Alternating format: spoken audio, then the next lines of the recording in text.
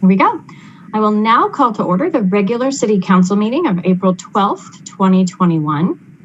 Due to the COVID-19 pandemic, this meeting is being held electronically, and members of council are participating remotely pursuant to the council's electronic participation policy.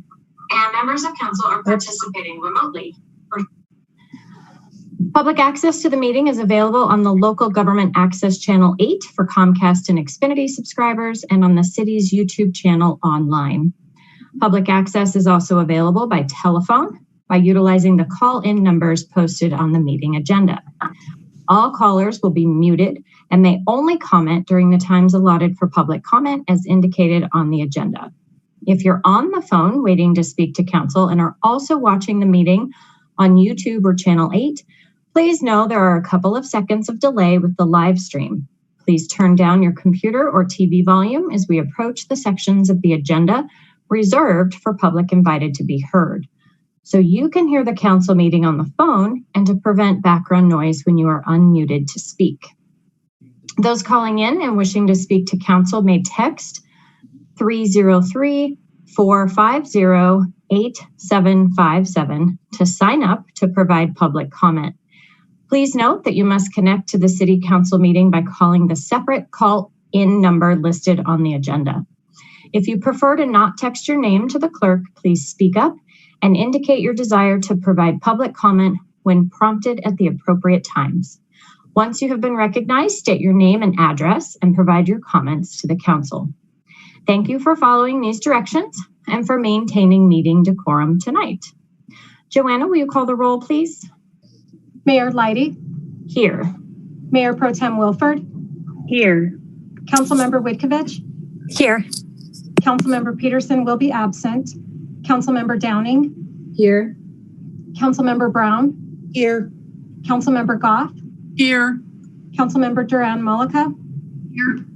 Councilmember Escobar. Here. Thank you.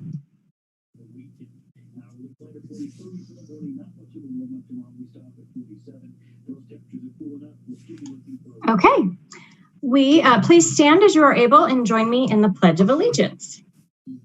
I pledge allegiance to the flag of the United States of America and to the republic for which it stands, one nation, under God, indivisible, with liberty and justice for all.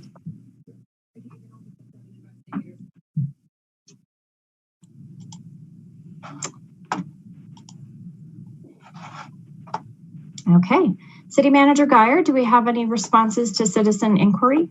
Nothing this evening, Mayor. We've got a couple presentations that I think are of general interest to the public, so nothing specific tonight. Okay. Do we have any additions or deletions to the agenda? No? Okay. Mayor Pro Tem Wilford is on a lovely outside patio, or she was. I'm trying to hide the clutter behind me. That looks like a lovely place to watch the sunset. Just Crook Reservoir. So we have two proclamations tonight. So the first one is Child Abuse Prevention and Awareness Month. So the City of Northglenn is very fortunate to have two organizations with us tonight whose missions include advocating for children and starting the healing process for children who have been abused or neglected. The first one is CASA, Court Appointed Special Advocates of Adams and Broomfield Counties, provides specially selected and trained community volunteers, CASAs, to represent the best interests of the most vulnerable children, victims of physical, sexual, or emotional abuse and neglect.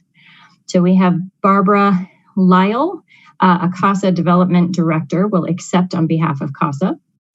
And then we also have the Ralston House Child Advocacy Center.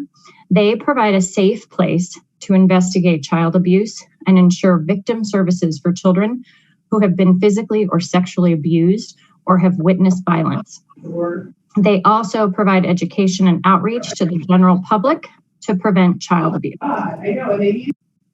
Jennifer Kemps, our Special Events Associate, will accept on behalf of Ralston House. So I will share my screen and pull up that proclamation.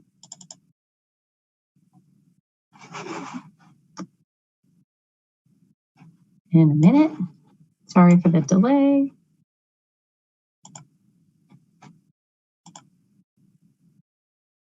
Okay. Whereas child abuse and neglect is a serious problem affecting every segment of our community, and preventing child abuse requires input and action from everyone. And whereas the effects of child abuse and neglect are felt by whole communities, and child abuse can have long-term psychological, emotional, and physical effects that have lasting consequences for victims of abuse. And whereas human services agencies, faith and civic organizations, educators, child advocates, medical and law enforcement professionals, neighbors, friends, and extended family members all contribute to protecting, nurturing our youth. And whereas the City of Northglenn has dedicated individuals and organizations who work daily to encounter the problem of child abuse and to help parents obtain the assistance they need to strengthen their families. And whereas when we come together as partners to keep children safe and extend a helping hand to children and families in need, we have the ability to help children reach their full potential. And whereas all Northglenn residents, community agencies, faith groups, and businesses are encouraged to renew their commitment to preventing child abuse, supporting families, and promoting the safety and well-being of children. Now, therefore, I, Meredith Leidy, Mayor of the City of Northglenn, Colorado, do hereby proclaim the month of April 2021 as Child Abuse Prevention and Awareness Month in the City of Northglenn, and urge all residents to join together to invest in the lives of children, offering a helping hand to parents and families, support organizations who advocate on behalf of children, and increase awareness to recognize and prevent child abuse. Dated at Northglenn, Colorado, this 12th day of April 2021. So I would like to welcome our guests, Barbara and Jennifer. So Barbara, I'm going to let you go first. Welcome. Thank you, Mayor. Thanks for having me. So we appreciate the proclamation and appreciate you recognizing Child Abuse Prevention Month. It's a national effort and we certainly participate in it. I think most of you know that we recruit community volunteers to advocate for abused and neglected children. And while we work on that end of the spectrum, we also recognize that it's really important for the community to come together to help strengthen those protective factors and strengthen families so to prevent child abuse and neglect. As an organization, we serve 560 children approximately every year, but there are more than 1,600 in Adams and Broomfield counties with open court cases. And so we're always looking for new volunteers to be involved. If you know of anybody, please have them visit our website at casa17th.org. But we are so happy to be here, so happy to be part of this proclamation. And thank you so much for your time and your support for those victims of child abuse. Thank you for being here. Jennifer, how are you tonight? Good. Thank you, Mayor, so much for having me. So we appreciate your partnership. Do you have any comments for council? No, I emphasize what Barbara was saying, and that we served in 2020 1,100 children at Ralston House. 54% of our cases are in the Broomfield and Adams County districts, so we are trying to continue to spread awareness. The Pinwheel campaign, you'll see them gardens starting to pop up everywhere, is really important. And we do our Pinwheel campaign. You can find more information at ralstonhouse.org/pinwheels. Thank you. Do any council members want to say anything? No? Okay. Well, behalf of our city, thank you for your partnership. Both organizations, we're very proud to work with you. Okay, our second one, National Volunteer Recognition Week. So the city's bike donation program volunteers are here to accept the proclamation. The volunteers work on bikes every Monday and Tuesday morning. Last year, the city was able to share over 600 bikes with the young and young at heart in our community due to the team's efforts. So the team of volunteers includes Steve Austin, Louis Clemens, Jerry Gavette, Gary Hosworth, Willie Nelson, Jim Patterson, Chris Rael, Don Skinner, and Dave Slowey. So I apologize if I mispronounced anyone's name. I always try to do my best. I'm going to share my screen. We also have Jenny Murphy here with us tonight, so thank you. Alrighty, whereas the City Council wishes to recognize and honor the countless individuals and dedicated residents of our community who selflessly invest in the lives of others. And whereas volunteering in and for the City of Northglenn provides an opportunity for people of all ages, abilities, and backgrounds to share skills and experiences with the community and make Northglenn a more desirable, beautiful, and safer place in which to live, work, and play. And whereas volunteering one's time, talents, and resources has been an integral part of our heritage, and it is essential that we continue this tradition of giving and sharing to preserve and improve the quality of life for all individuals. And whereas Northglenn's volunteers are one of our community's greatest assets, providing thousands of hours of service each year to city programs and projects, such as the Park and Trail Partners, Snowstormers, Neighborhood Beautification Program, Bike Donation Program, boards and commissions, and to city departments. And whereas each year a special week is designated to recognize volunteers, and the City Council wishes to thank all of the individuals, groups, and businesses who have given time, energy, and resources to the community through volunteer service. Now, therefore, I, Meredith Leidy, Mayor of the City of Northglenn, Colorado, do hereby proclaim the week of April 18th through the 24th, 2021, as National Volunteer Recognition Week in the City of Northglenn, and urge all residents and employees to join in recognizing the invaluable work that volunteers perform throughout our community. Dated at Northglenn, Colorado, this 12th day of April 2021. So thank you so much. So I see that Mr. Austin is with us and Jenny Murphy is with us. I don't see the name of the additional guest. Sorry, it tells me the device you're using. But anybody has the floor right now to say a few words. Welcome. I'll start, and then I'll ask Steve Austin to chime in a little bit. Citywide, our volunteers give to us as their gift to the city over 15,000 hours of their time. And that helps all departments and our city residents enjoy parks and trails and theater and the advocacy program and so many other areas. And we're just so thankful for all of their help in so many areas throughout the city. Our Northglenn Bike Program is about 27 years strong right now. And we have 9 dedicated volunteers, as you mentioned, that are at the bike shop, the volunteer bike shop, every Monday and Tuesday morning, and sometimes 3 days a week, repairing bikes. And last year we were able to give over 600 bikes out to the community. Our youngest at heart volunteer in the entire city is a very young, in his 90s, and that's Mr. Steve Austin. And I know the chief calls him our $1 million volunteer. So I'll let Steve say a few words. He's been with the bike program since the very beginning. Okay, I'm Steve Austin, volunteer mechanic at the bike shop, Jenny's bike shop over at the Maintenance and Operations Center. And as Jenny said, we have 9 volunteers. We have 2 days every week through the year. The only time we're not there is Christmas or 4th of July come on a Monday or Tuesday, and we take that day off. And I'd like to say a couple of things. We the whole group of us volunteers, we appreciate the city providing us with this good shop area over there in the new Parks building at the M&O, as well as the 2 Connex storage containers where we store our finished bikes waiting for distribution.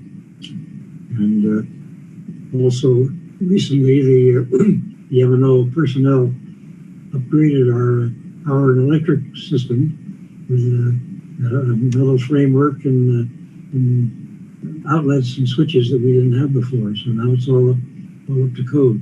And we have enough space in there. We've been able to work all through the winter, through the pandemic. We can have the physical spacing inside the shop, all 9 of us, if we're all there. So that works out really well. And we also appreciate the city giving Jenny a budget so she can order bike parts and the shop equipment for us that we can't then salvage from the old bikes we have piled against the fence waiting for work to be done. So thanks again. Thank you, Steve. Thank you for being here. I see Councilmember Brown has her hand up. I just wanted to make sure that I thanked you all for your volunteer work with the city. I feel left out this year, but hopefully the COVID virus will be over and I'll be able to be screaming I am volunteering again. But thank you all so much. Steve, it's a pleasure to know you. Could you please shave? Steve was telling me before the meeting that he has not shaved his face since COVID started. So that's his scary beard, Steve. But you know I love you. Thank you to everybody, though, for volunteering and taking such great pride in our city. Thank you. Councilmember Goff. Thank you, Mayor. I just wanted to echo everyone else's thanks. It makes so many people happy to have the volunteers and the work the volunteers do to help out with our city, and it really helps to build our community. A couple of weeks ago, I was out helping with the Highline Canal cleanup. Many volunteers came out to do that work, and families, kids, it was just amazing. So I want to thank all of our residents who volunteer in all the ways that they do. And we really do appreciate the work you do. I think it helps Northglenn be the great city that it is. Thank you. Yes, I did want to echo Councilmember Goff's comments. We do have such an incredible volunteer force in the city of Northglenn. It's kind of unheard of. I don't know that many cities that have such participation, and we also have so many that fly under the radar or prefer to fly under the radar, and they're quietly helping out their neighbors and organizing to support groups of residents. And so we really, we take this recognition week very seriously. Thank you, Steve, for joining us tonight. Thank you, Jenny, for the work that you do. And just, go Northglenn. It's pretty awesome around here. Yeah. Thank you all so much. We have 3 presentations tonight. We're going to start with the first one, the Adams 12 Fiber Network Project Update. So we have Ash Mahajan. Is that correct? That is right. Can you hear me okay, Mayor? Yes, totally. Chief Information and Technology Officer, and Perry Movic, Infrastructure Engineering Manager, here to provide an update to Council. Welcome. Thank you, Mayor. Much appreciated. I'm Ash Mahajan with Adams 12 School District. I serve as their Chief for Technology. I'm just here to thank you guys, the beautiful city of Northglenn, for giving us space for this massive project that serves all of our district. We're putting in a 100-mile fiber network to connect our 55 plus locations in the school district. And this is a self-provisioned, self-owned fiber network that will provide internet connectivity to all of our kiddos, teachers, staff for decades to come. And obviously Adams 12 very much part of the Northglenn community as well. And as a small token of our appreciation, I do believe we have reached an intergovernmental agreement with your city to provide some fiber services as part of this exchange. But please know that we're just very grateful for the kindness, the openness with which you allowed us to bring in our contractors, our equipment, and use your facilities for temporary storage while this massive project is lighting up the district with internet connectivity and bandwidth that's frankly unlimited for years to come. So very grateful that City of Northglenn is such an active partner in this project and this work. And we look forward to benefiting this community with this digital platform for years to come. With that, let me invite Perry Melvig, our infrastructure engineering manager, who is much closer to the work, to provide a brief update on the project and the locations for the City of Northglenn that this will directly connect and benefit. Thanks, Ash, and Mayor and Council. As Ash mentioned, it really is a pleasure to be here. You guys have been terrific partners as we work through this process, and that includes everyone from the permitting office to all the inspectors. I've gotten to know your IT staff pretty well over the project, and they're awesome. And Amanda Peterson, who's been helping us throughout the project, has just been great to work with. We are getting really close to finishing the project, and I feel like I've been saying that for a couple of months, but we really are close. We have vacated the site, and I know that we seeded and put some mulch down last week. So I think, our hope was to return that site in better condition than what it was when we got it. So hopefully we accomplished that. We have just a small amount of construction left that should be completed in April. And then we're going to start testing our fiber late April and into May, and start connecting facilities starting mid-May through June.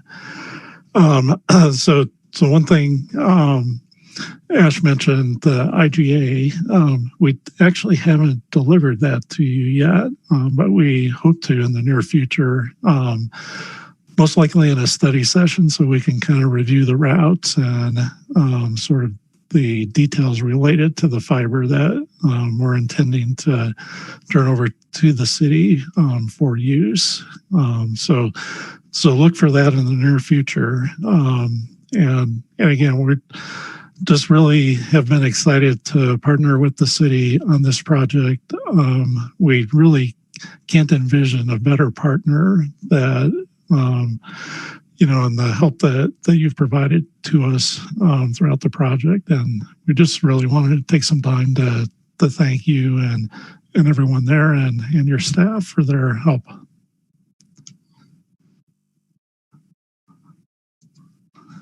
Thank you. Councilmember Malika has her hand up. Yeah, I just wanted to say thank you guys. I actually live across the street from where your guys' huge operation was. And for a while there, I was like, oh, how long is this going to last? I forgot how long this whole operation was going to take. Because you guys have been, pretty good neighbors for a really long time. And so I just wanted to thank you guys for that. It definitely brought in a lot more traffic to our little pocket of our neighborhood, but overall, the neighbors were great. You guys were great. Your staff were great, and you restored that area beautifully. And so everyone was really excited to see that. And so thank you for being great neighbors throughout this process. So we appreciate it. Yeah, well, thanks for that. Yeah, we moved in, I think it was July of 2018. So it's been a while. Well, thank you both for being here. We appreciate the update, and I love to hear that you're awesome neighbors. So thanks. Thank you. Have a good evening. Thank you. Okay, our second one, we have Mike Washington, Director of Denver Metro Outreach, Diversity and Equity and Inclusion, is providing an update from Senator Bennett's office. So welcome. Hi, thank you, Mayor. It's a pleasure to be here tonight with you all, and I'm glad to be here with the second best beard next to Mr. Austin there. Look, man, don't shave. You keep that, all right? So thank you so much for allowing me to be here with you. I'm just going to try to keep this as brief as possible. I know that there's a lot going on at the federal level, and it can be pretty difficult to keep up with it, and at the same time, it's difficult to take your eyes off of it. So I'll try to limit these remarks really just to everything that Senator Bennett has been doing, and that's really directly related to Senator Bennett. So first and foremost, Senator Bennett is, delighted about the outcome that we've seen with the American Rescue Plan, which includes obviously the largest and most significant investment in America's workforce and since possibly the Great Depression. And with that said, the one thing that I wanted to put particular emphasis on was the fact that the American Rescue Plan actually did include Senator Bennett's American Family Act. And the specific provisions associated with the child tax credit and earned income tax credit. So with those provisions, there was a large expansion of those two particular tax credits.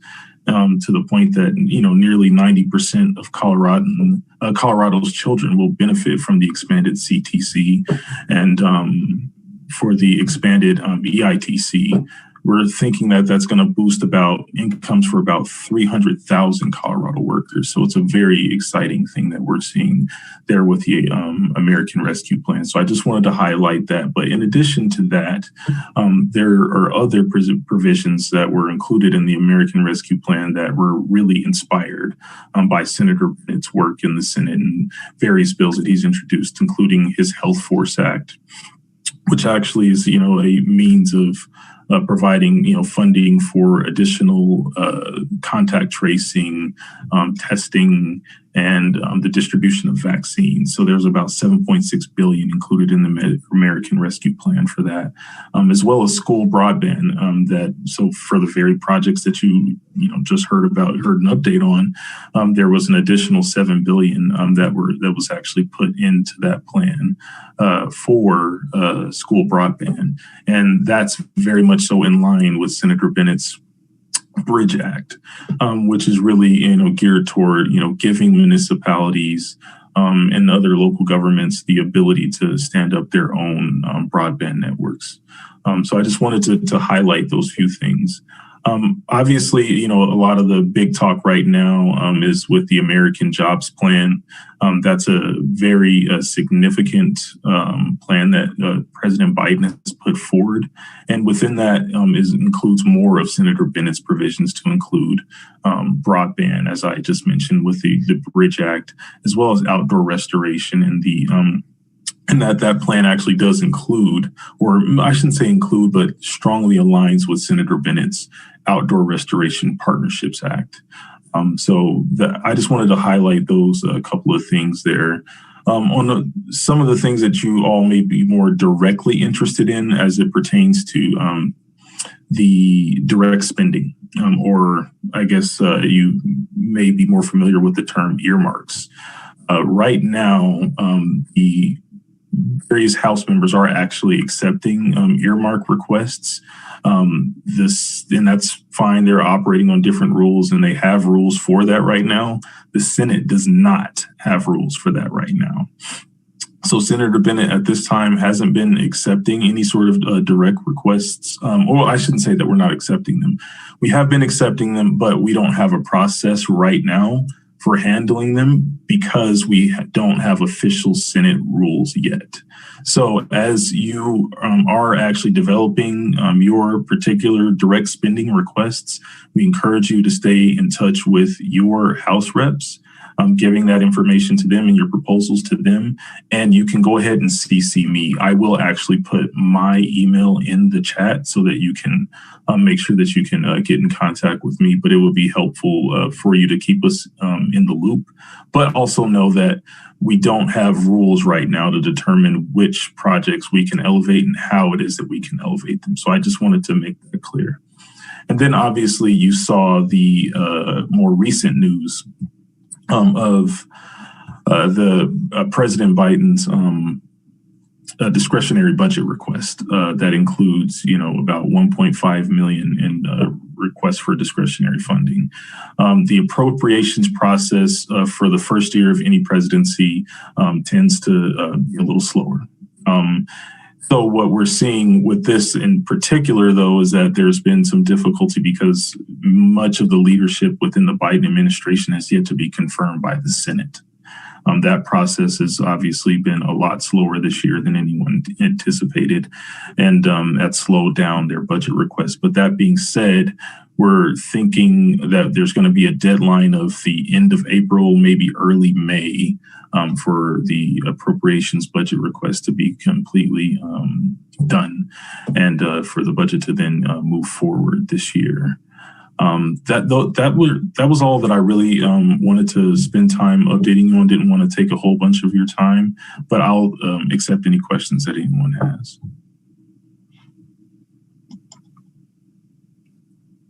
Do we have any questions for our guest?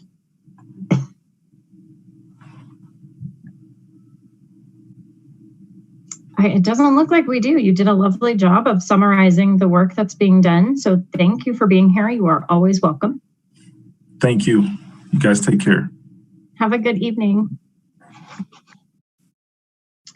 Okay, RTD update. I see Vince. You're now the RTD board secretary, and I believe we have, is the new director, Deborah Johnson, with us? She's here too, and I think we have some senior leadership members as well, Madam Mayor. Oh, excellent. So Vince, I'm going to turn it over to you if you want to introduce your team and begin your presentation. Thanks, Madam Mayor, members of council, Manager Geyer and staff. I appreciate you having us here this evening. I'll introduce Ms. Johnson in just a moment. I interact with a number of you on a regular basis. And just so you know, on a monthly basis, I have a mayor's breakfast where the mayors of my Director Whitmore's district get together and discuss community issues as well as I also do meetings with your city manager, Ms. Geyer, and look forward to those continuing. I'm involved with NADA, the North Area Transportation Alliance, and do presentations there on a monthly basis, and also at Smart Commute, the North I-25 Transportation Management Organization. For those of you who don't know, my district, District J, includes the city of Northglenn, also the city of Westminster, the city of Federal Heights, Western Thornton, and portions of unincorporated Adams and Jefferson counties. So in my district alone, I've got 3 fast tracks lines that run through my district. I've got North I-25, so I've got the N line, last 2 stops that we'll be talking about later are in my district. I've also got the B line, end of station at Westminster is in my district, as is one of the unfinished stations in Westminster. And I've got the Flatiron Flyer that goes up US 36. So a lot of fast track stuff moving in and out of District J, my district. I know you guys have want some input and updates on the N line. So I've got our GM and CEO, Deborah Johnson, and members of her leadership team. I will let her introduce them to you. Ms. Johnson, I'll turn the floor over to you if that's okay, Madam Mayor. Yes, thank you. Good evening. I am Deborah Johnson, the General Manager and Chief Executive Officer here at the Regional Transportation District. Thank you very much, Madam Mayor, members of the council, and to all who are virtually assembled, and Director Busick for the introduction. So I'm relatively new to the organization, assuming my role just about 5 months ago. And as I acclimate myself to what's going on, I'd be remiss to acknowledge that I understand the pain points of which your constituents have had regarding the inline that opened back in September. So at this juncture, I want to take the opportunity to address some of those issues and talk about my intentions as a plan, or I should say our path forward as it relates to that. So recognizing that we have had some operational issues as it relates to the inline, I know there is a level of frustration in relationship to the promotional fare that was put in place for a 6-month period of time, and then additionally communications efforts around the collaboration with the district as it relates to the city of Northglenn.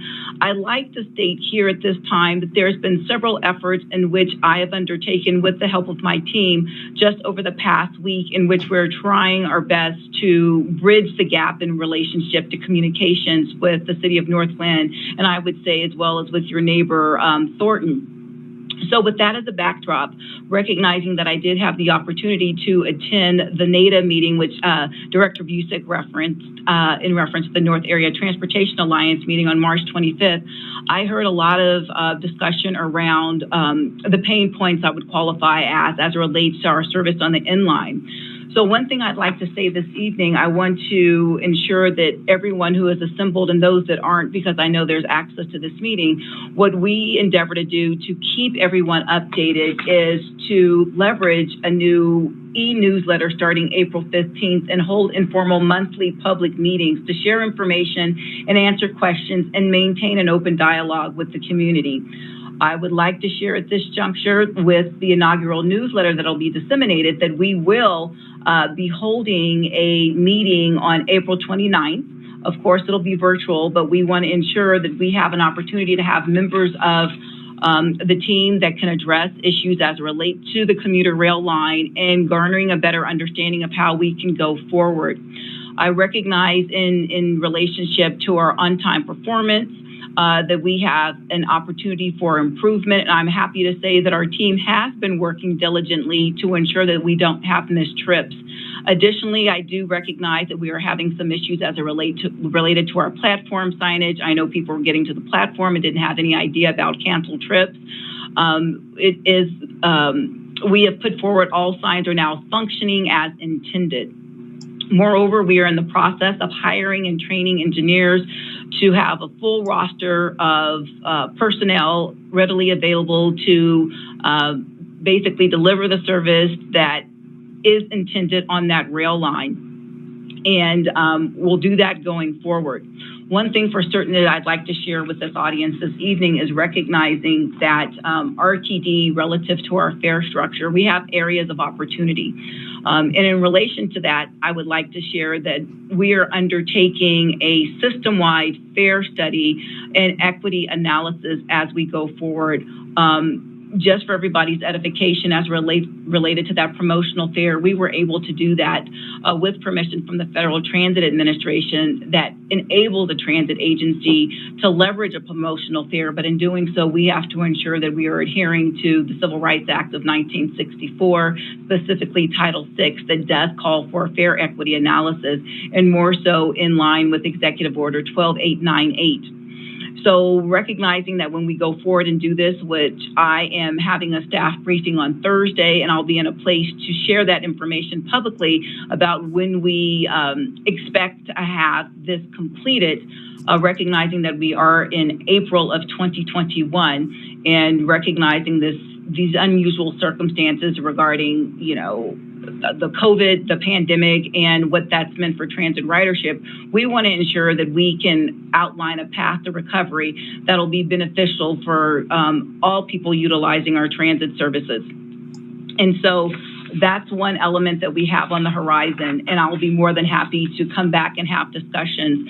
I want to acknowledge the city manager as she has reached out to me. We have a tour planned so I can acclimate myself to the city of Northglenn and go out and learn more about the geographic area and about the needs with this constituency. And we have that scheduled for May 16th, I believe. I'm going to spend several hours.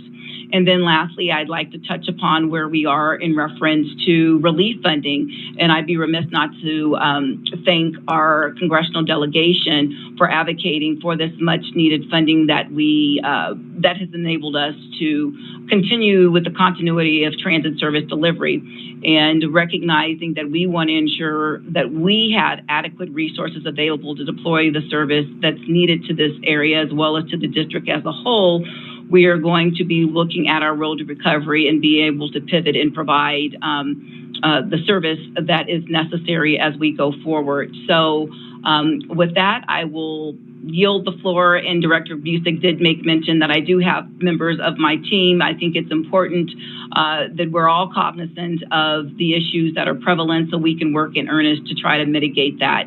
And I want to state publicly that it's my commitment to engage and be an advocate as we all work collectively to enhance our transportation network. So with that, Madam Mayor, I thank you for the opportunity to speak before you all this evening, and willing to address any questions that you all may have. Thank you.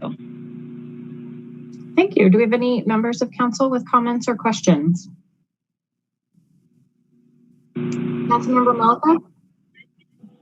All right. So thank you so much for both being here this evening and talking to the rest of council and, of course, our residents about some of the issues that we've been seeing on the N line. I think all of us get the emails about canceled or late lines, and I think it's just frustrating, and it brings a little bit of uneasiness for folks who want to take the N line.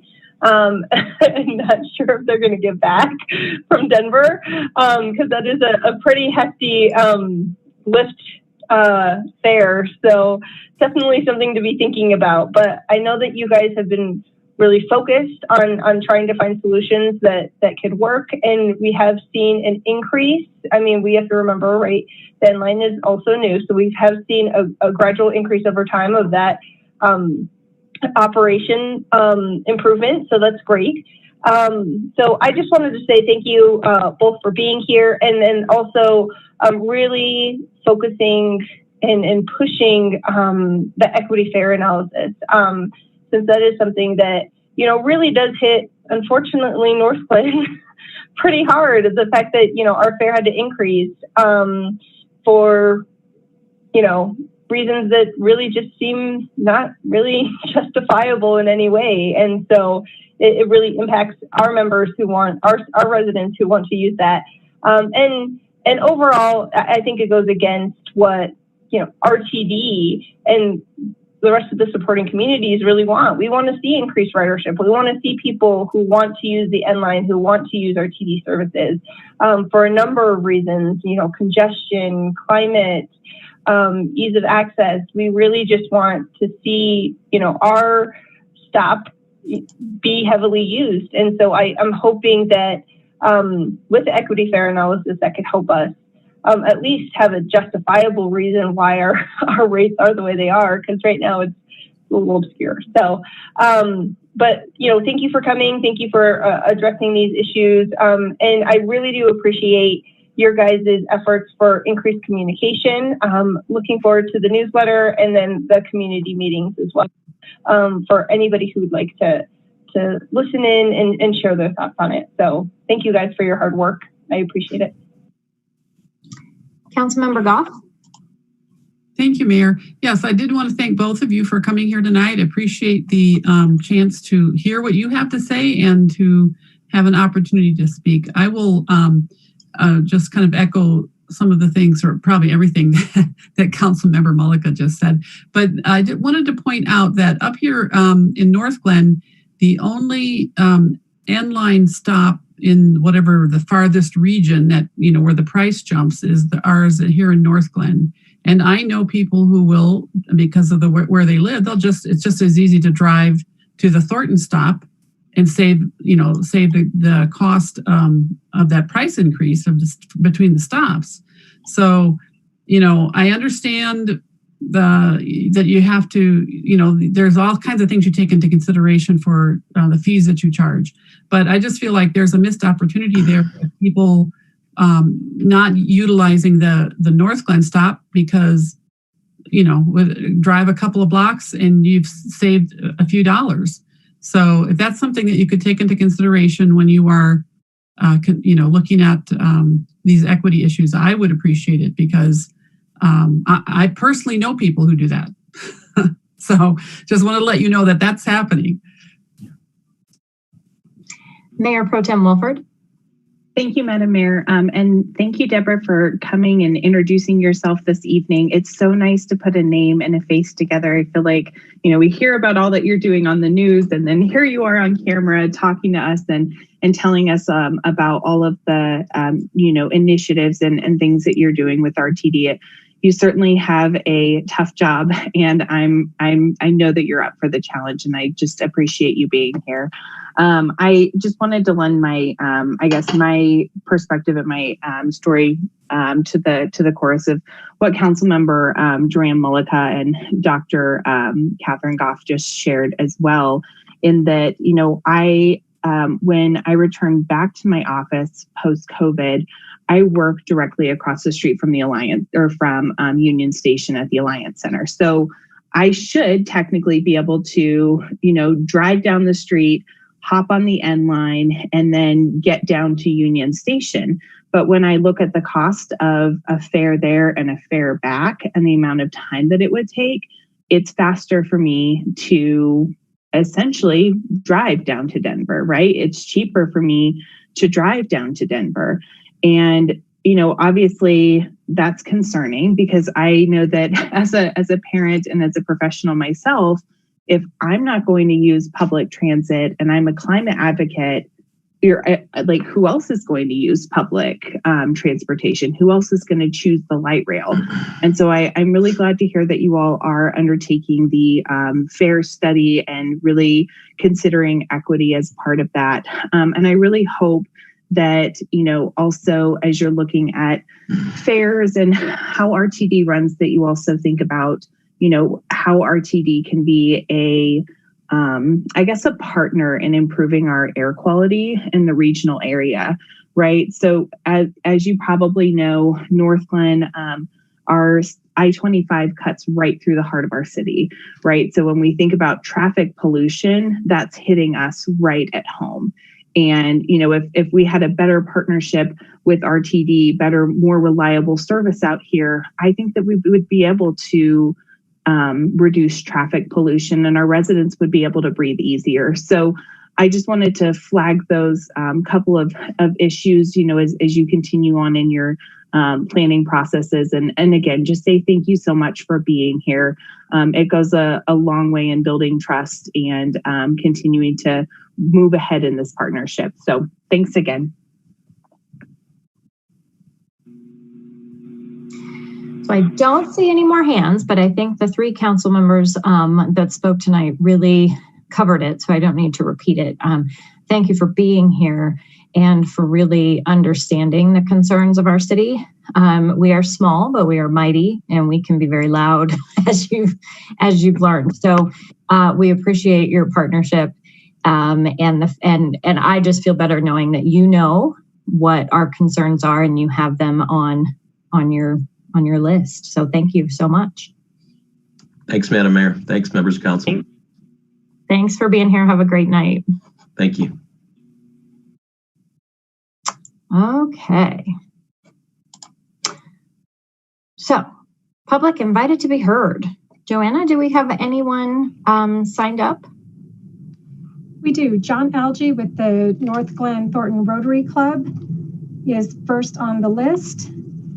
Okay. And all right, welcome, John. So this is public invited to be heard. Public comment on any item not set for public hearing. Statements are limited to 5 minutes per speaker. So just state your name and provide your comments to council. Welcome.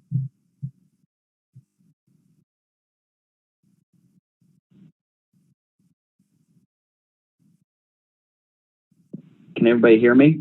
Yes. Good evening, Madam Mayor. Can you hear me? Yes. Welcome. All right. Yeah. Good evening, everybody. So good evening, Mayor Leidy, Mayor Pro Tem Wilford, members of council and staff. The Rotary Club of Northglenn Thornton. First of all, sorry. John Algie. I reside at 4187 East 95th Drive in Thornton. I serve as the Sergeant at Arms of the Rotary Club of Northglenn Thornton, and we have completed our first ever virtual food drive. We raised $3,000 in support of our 4 agency partners here in Northglenn, Immaculate Heart of Mary Food Bank, Good Shepherd Presbyterian Church, and in Thornton Community Food Bank, and Food for Hope. In addition to the $3,000 raised in the community, our club is matching $3,000 for a total of $6,000, which is $1,500 per agency. We thank everyone who donated this year. The club will be holding discussions moving forward to revamp and refine our food drive to improve and increase the positive impacts in our communities. Also, our club will be discussing our 2021 Duck Derby plans later this month. Also, I think last month, Stephen Stokes, who is the events director with the City of Northglenn, he was going to speak to us, but there was like a conflict, so he wasn't able to attend. I think he's going to speak at our monthly board meeting, just discuss our options and how we're going to conduct the Duck Derby this year. And then once we make that decision, an official announcement will be forthcoming. In closing, our club was honored to participate in the recent Farmers Highline Canal cleanup conducted on March 27th. And 4 members of our club, including myself, helped clean up Stonehawker Park in Ward 1 with City of Northglenn Parks Director Amanda Peterson and the Northglenn Youth Alliance. So thank you all for all you do for the City of Northglenn. And that's all I have for this evening.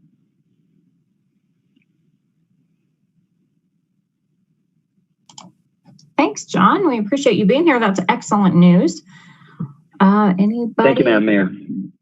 Thanks. Have a good night. Okay, take care. Bye. Joanna, do we have any written comments or voicemails? No, we didn't receive any comments in advance of the meeting. Okay. Is there anyone on the phone who would like to speak to council?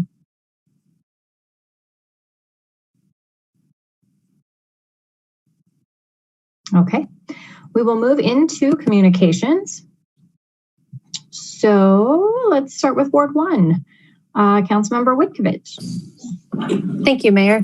Just one quick update for me. I attended the Parks and Recreation Advisory Committee or Board on April 8th. And the one thing that I just wanted to alert everybody to was we heard about the price estimates for the work that is to be done at Croak Reservoir at the recommendation of the Croak Reservoir Subcommittee. So I believe next month they're going to be coming to us with those recommendations. And just one thing they kind of wanted us to think about and be ready to kind of talk about is what kind of enforcement and or support we would like what kind of level as far as people experiencing homelessness out there at the reservoir and kind of how that ties into these new improvements. So that's just something that we wanted to put out on the radar so everybody could give thought to that before they come to us. And that is all I have. Thank you. Councilmember Downing. Thank you. Just one quick thing. Arts and Humanities Foundation did meet this month, and they wanted to assure the council that there will be a plaque honoring Mayor Parsons at the new theater. They are going to be taking the existing one from the theater that we currently have and moving it over to the new theater, as well as considering a second one, putting it somewhere. So I just wanted to give you an update. They're very cognizant about the concerns that some were raised. So thank you. Councilmember Brown. Thank you, Joyce. I really appreciate that because you know that I was a little, but thank you very much. I do appreciate that. No problem. Let's see. I really don't have a lot to say except for that I've had my second vaccination shot. So it's been a fun week, but I did have my second vaccination shot. And in 10 days, 14 days, I can be traveling the world again. So pretty excited about that. I'd like to really put a thank you out there to the Islamic Mosque. They were so wonderful, and I enjoyed every minute that I was there. Got my sticker. They were so happy to have stickers to give out, and it was just a great community event. So thank you to them, and that's all I have for tonight. Thank you. Councilmember Goff. Thank you, Mayor. Do you want me to report out on the legislative committee now or? Yeah, go ahead. Okay. All right. Well, I'll do that first then. Our legislative committee met before this meeting tonight, and we discussed a proposed bill position protocol that we're working on, and that's going to be brought to our study session next Monday. So the whole city council can take a look at that and have a discussion about that then. We looked or heard from our lobbyists about what was going on in the Capitol, a lot of different bills. There were two that we voted to support.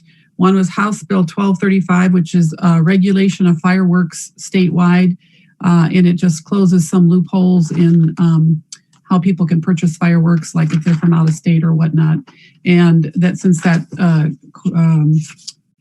coordinates well with the ordinances we have on our city books, that we voted to support that. And the other one we voted to support is House Bill 1253, which is renewable and clean energy project grants. And if that gets passed, there will be grants available for municipalities like ours to get some funds to help out with things like charging stations for EV or other things as well that have to do with clean energy. So that's it for the legislative committee. And then since it's been a while since we met as city council, so I've got a few things.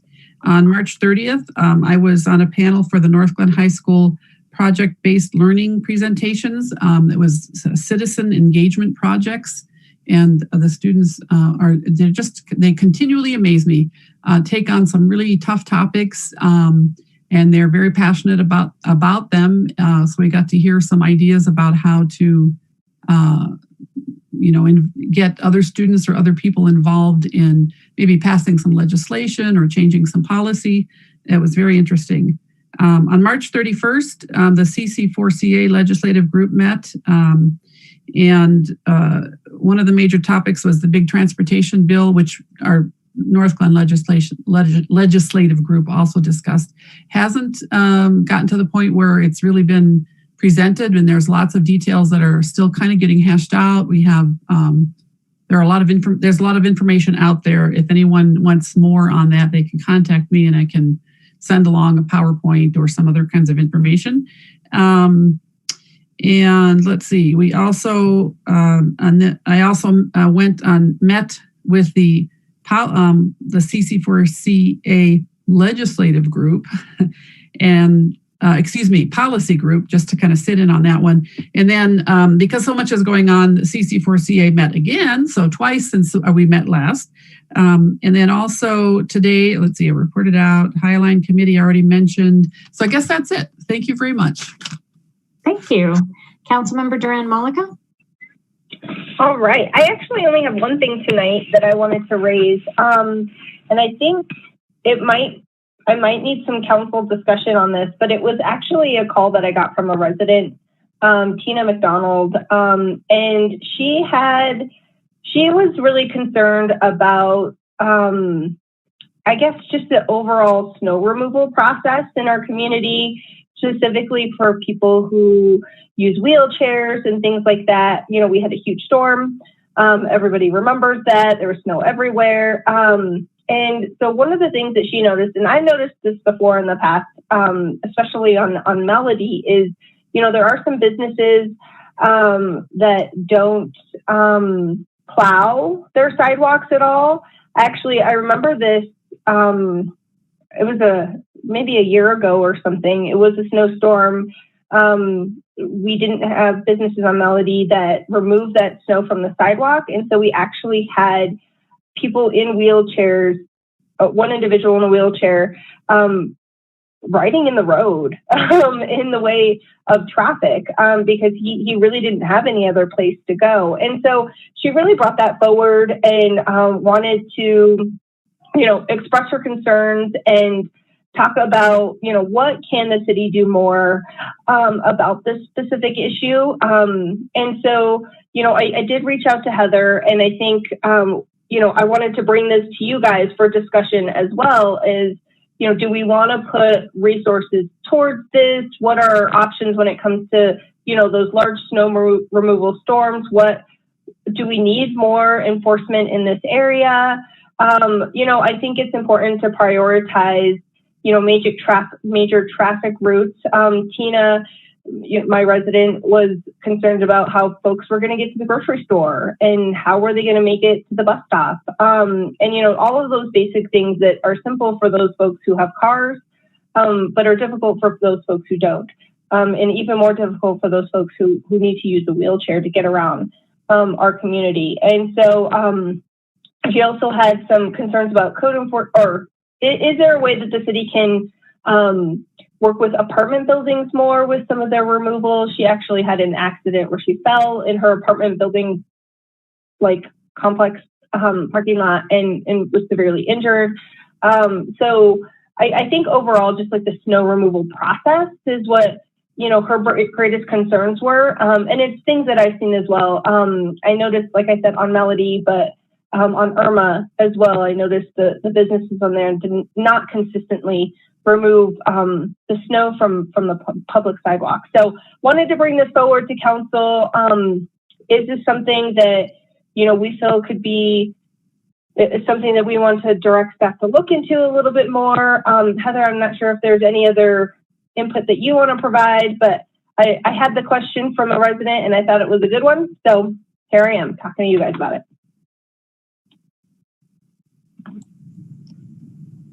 Yes.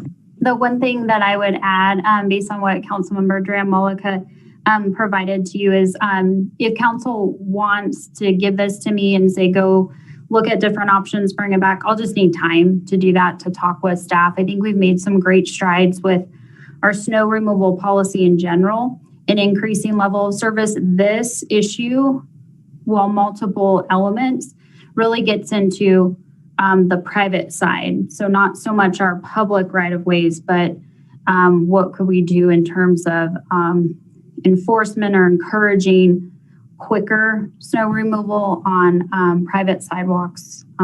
So it'll take some time, but happy if it's council's consensus and direction to toss this over to me tonight to come back to you at some point with options.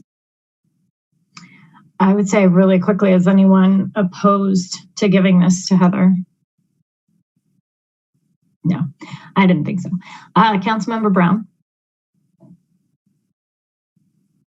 Heather, refresh my memory. Is it 24 hours or 48 hours that we have to get the snow off our sidewalks? Oh, I should have known you were going to ask me that question. I want to say 24, but I could be wrong. I think it's 24. 48. I thought it was 48. You know. 48. Okay, see, that's 48. Yeah. And that's, you know, to me, maybe we need to look at tightening up that a little bit.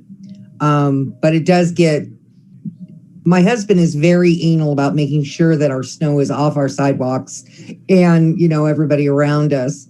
So we don't have that problem, but I totally get where we are underserving our handicapped population. But then my question really sits with, is this something that we can even get involved in? Because we're talking about private businesses, and if we're going to offer it to, if we do something and we do it on the major streets like Huron and Melody and Irma, thank you, Julie, it did suck over here. Do we then have to do it for everybody in the community? That would be my big question, is how we set it up and make sure that it's fair and equitable throughout the city. That's part of what we would look at in terms of giving council guidance on here's what you can do to look at the city holistically. Because to your point, we wouldn't want to do anything that wasn't equitable. I'm in favor of having a discussion around it. I don't really foresee us being able to do anything this winter, although it is going to snow tomorrow. But I'm totally in favor of having a conversation. I wonder too, Heather, if there's a way to have residents that rely on wheelchair transportation, if they could sign up maybe specifically, and we could partner them with the Snowstormers program.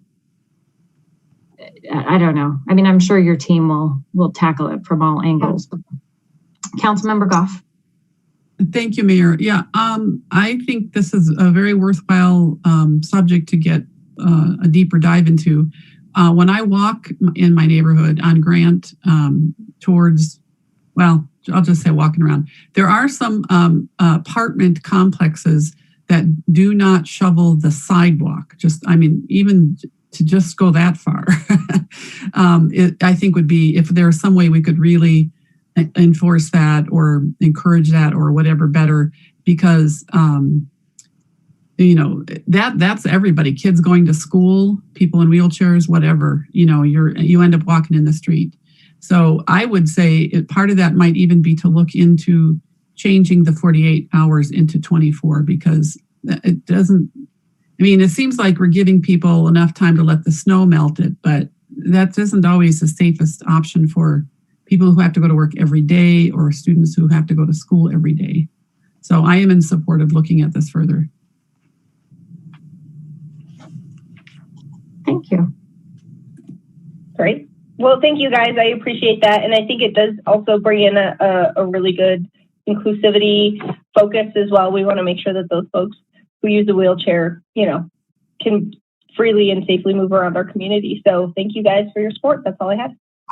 Thanks. I'm going to circle back to Councilmember Witkovich. Thank you very much, Mayor. I failed to mention that Councilmember Peterson and I are having a Ward 1 virtual meeting this Thursday, April 15th. It's going to be at 6 p.m. and we hope that everybody and anybody can join us. Info about joining via Ring Central or via telephone can be found on northglenn.org. Thanks, Mayor. Awesome. Where are we? Sorry, Councilmember Esquivel. Thank you, Mayor. We've been in it just an hour, and it's going to be a long meeting, I can tell. My communications tonight will seem some redundant to many of you, but just bear with me. I prepared a statement, and that'll be my communication. So you've heard me say many times that I've lived the American dream, that I've had a successful life, and that I've been blessed. Considering my humble beginning, I had somewhat of a rough beginning, but I was able to graduate high school in 1964. In 1966, the draft came calling, and I chose to enlist in the United States Army and served 8 years, 7 months, and 26 days. The military afforded me the benefit of the GI Bill, which helped me obtain an associate's degree in criminal justice, later a bachelor's and master's degree in social work. I began my political service work in 1995 after being elected to the Las Vegas City School Board in New Mexico, and then I was reelected in 1999. Because of my education, the governor then of New Mexico, Governor Gary Johnson, appointed me to serve a term as magistrate judge for San Miguel County, New Mexico. After moving to Colorado, I was employed by Adams 5-Star Schools as a prevention intervention counselor and retired in 2011. During some of that period of time and after, I served as the chair of the Hispanic Advisory Council for Adams 12. I was elected the chair of the Adams County Democratic Party in 2013 and have been honored to serve on advisory committees and many political campaigns at the national, state, and local level. In 2015, I was elected to Northglenn City Council as a Ward 4 representative and re-elected in 2019. During that term, I served as council member, mayor pro tem, and mayor. This was truly the honor of my life. This pandemic has showed me that time is limited and that I must now reconsider my priorities. A new chapter is opening up. I will be resigning my position on City Council June the 11th, 2021. I love this city and it hurts my heart to leave it. However, I know that it is in good hands and that it will continue to make progress and be the shining star I believe it to be.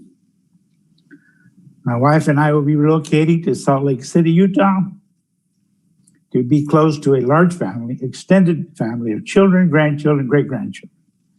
Thank you all for being fine examples in my life of true community servants. I am proud to have served with you and have served the great community of Northglenn. On a sidebar, I was up late last night thinking about some of my accomplishments and what I'm probably most proud of. And that is on the community level, my work with schools in their many programs around scholarships. I started the the Hispanic Council scholarships in Adams 12, and they continue today. And we probably have handed out at least 100 or 150 scholarships since I started it. The recipients have gone on to experience the college experience. We don't know if everybody graduated. We don't know, well, I don't know. But I do know that they had the experience. They did attend. And that's one of the things I'm most proud of my community work. On council, the Traffic Calming project on Melody Drive, I think, has been a huge success. I know we have some complaints periodically, but it is, everywhere I go, people tell me what a great project that was. So I'm very proud of that. I'm very proud of the fence along Huron and 104th. It took all of you to push me over the hill on that because nobody wanted to spend money at the time. So that fence runs from 104th on Huron to the high school property. Another thing I'm very proud of is the hiring of Heather Geyer.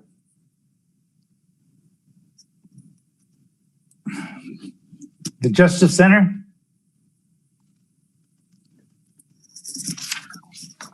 And my volunteer work on CPAN, helping the police move cars for service. So I want to say thank you. I'm not going anywhere till June the 11th. It's a special day for those that know. Thank you, Mayor. Thank you, Council. Well, Antonio, I'm so shocked. I'm going to need at least a minute to process that. Wow. Well, we're going to hold on. We're going to make you work till June 11th, I guess. But wow, the family piece makes a ton of sense to me, and I'm super happy for you both.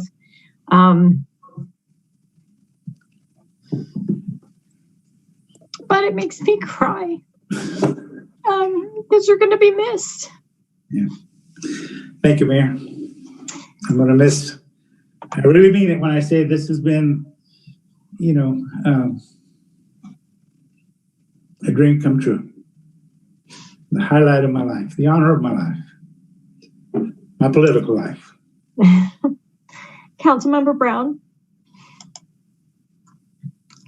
Cammie's going to miss you so much. He'll have to at least call her and, well, we'll make sure she gets to say goodbye to you too. Antonio, we started council at the same time and we've had lots of ups and downs in our career past, but I have always found you to be an honorable man, a man of great character.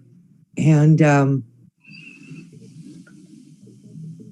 I'm shocked, but we all have to do what we need to do. But you're going to be missed.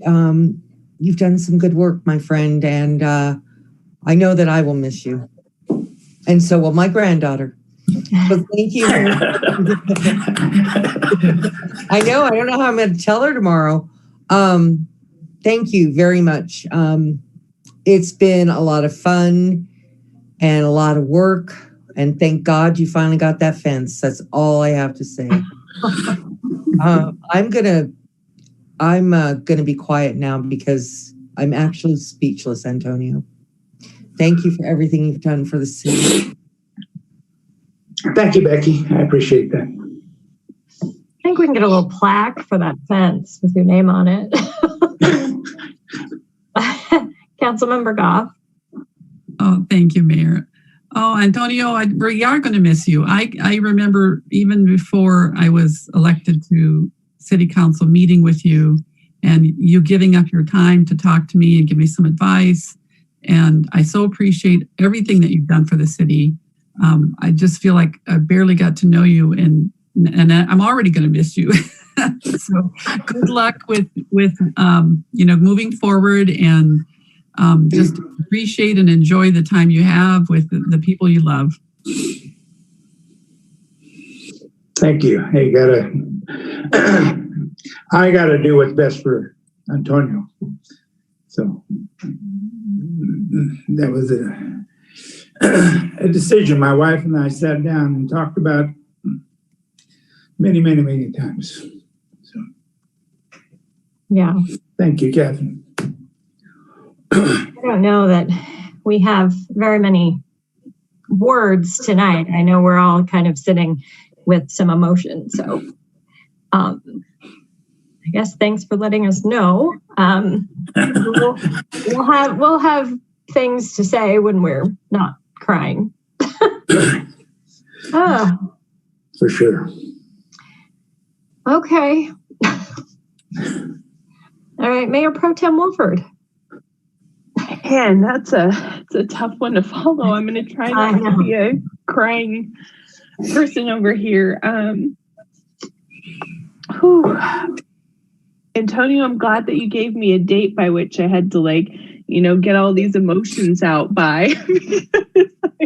I don't know that I can even begin to explain to you how much your friendship has meant to me over these years, in just one quick moment. So I'm gonna plan on pouring that one on thick for a little bit here. And I'm really glad that you're prioritizing yourself and your family. I know how important family is to you and your wife, Deborah. And I'm so sad that you're moving on, but you're not free of me yet, my friend. We're definitely going to have to get some Uncle Benny time in, and at least for Jack. And oh my goodness, that I have so much I want to tell you, and I'm glad that you guys are making this choice, and I'm sad at the same time because I feel like you have always just been such an incredible partner. I feel like I hit the lottery on city council because you've always just been there for me and been so supportive and kind and just down to have any conversation, no matter how difficult. And I feel like since day one, you've just taken me under your wing, and I'm just really thankful for you and again this friendship that we share. So I'm shocked and I'm sad and I'm excited for you at the same time. And your last council meeting, I will probably have a very long speech for you. So yeah, I mean, I don't know that you can put it in a box. You know me, come on. Anyway, I'm really thankful for you. I have a number of other updates that I'm going to try to articulate or fumble through, and I'll just do the best I can, and we can just take it from there. I guess the couple important ones to share are that I also participated, similar to Catherine, in the problem-based learning exercise with the high school students at Northglenn High School, which was just tremendously fun. I had one group that was going to tackle homelessness in Northglenn, and I feel like they had a lot of great ideas. They were thinking a lot about some of the same things that our task force was thinking, and it just goes to show that our young folks are paying attention and want to be a part of building out solutions for our entire community. I also wanted to flag for folks that the CML Policy Committee is going to be meeting again on Friday. I did forward the agenda and materials out to our legislative committee for their review and feedback, but if anybody here wants to see them, please let me know. And then CC4CA, we did have a board meeting as well as a policy committee meeting. Catherine will be covering for me at CC4CA, the board meetings. And I think we'll probably, if she's interested, stick her foot in the legislative policy committee while I'm off with a newborn. So just a heads up there. And I guess the last thing I just was going to bring up is that I've gotten a couple of phone calls over the last week on homelessness. One gentleman was so upset and frustrated that he hung up on me, which was a first, certainly. And then another woman had just expressed, some of the things that she's seen over at Croak and over at EB Rains. And so I'm just curious, Heather, you don't have to answer this right now, but when we're gonna, what our timeline is for the homelessness task force and when we might see some decisions and some recommendations from that group. Again, you don't have to answer that right now, but that's all I've got. Dang it, Antonio. I'm really gonna miss you, friend. All right, thank you, Madam Mayor. Heather, did you want to respond? Yes, the next update for council on our homelessness efforts. So may not be specific recommendations, but just our overall efforts moving forward is on June 7th. And I'll touch base with Rupa. I know we have received a couple questions about next steps related to the Metro Denver Homeless Initiative virtual gathering that was held, and Mayor Leidy signed on to that effort. So we'll get an email out to council and provide you with an update on next steps. I need to connect with Ray Gonzalez, our county manager, and see what he's thinking in terms of Adams County next steps and how we can keep the momentum going.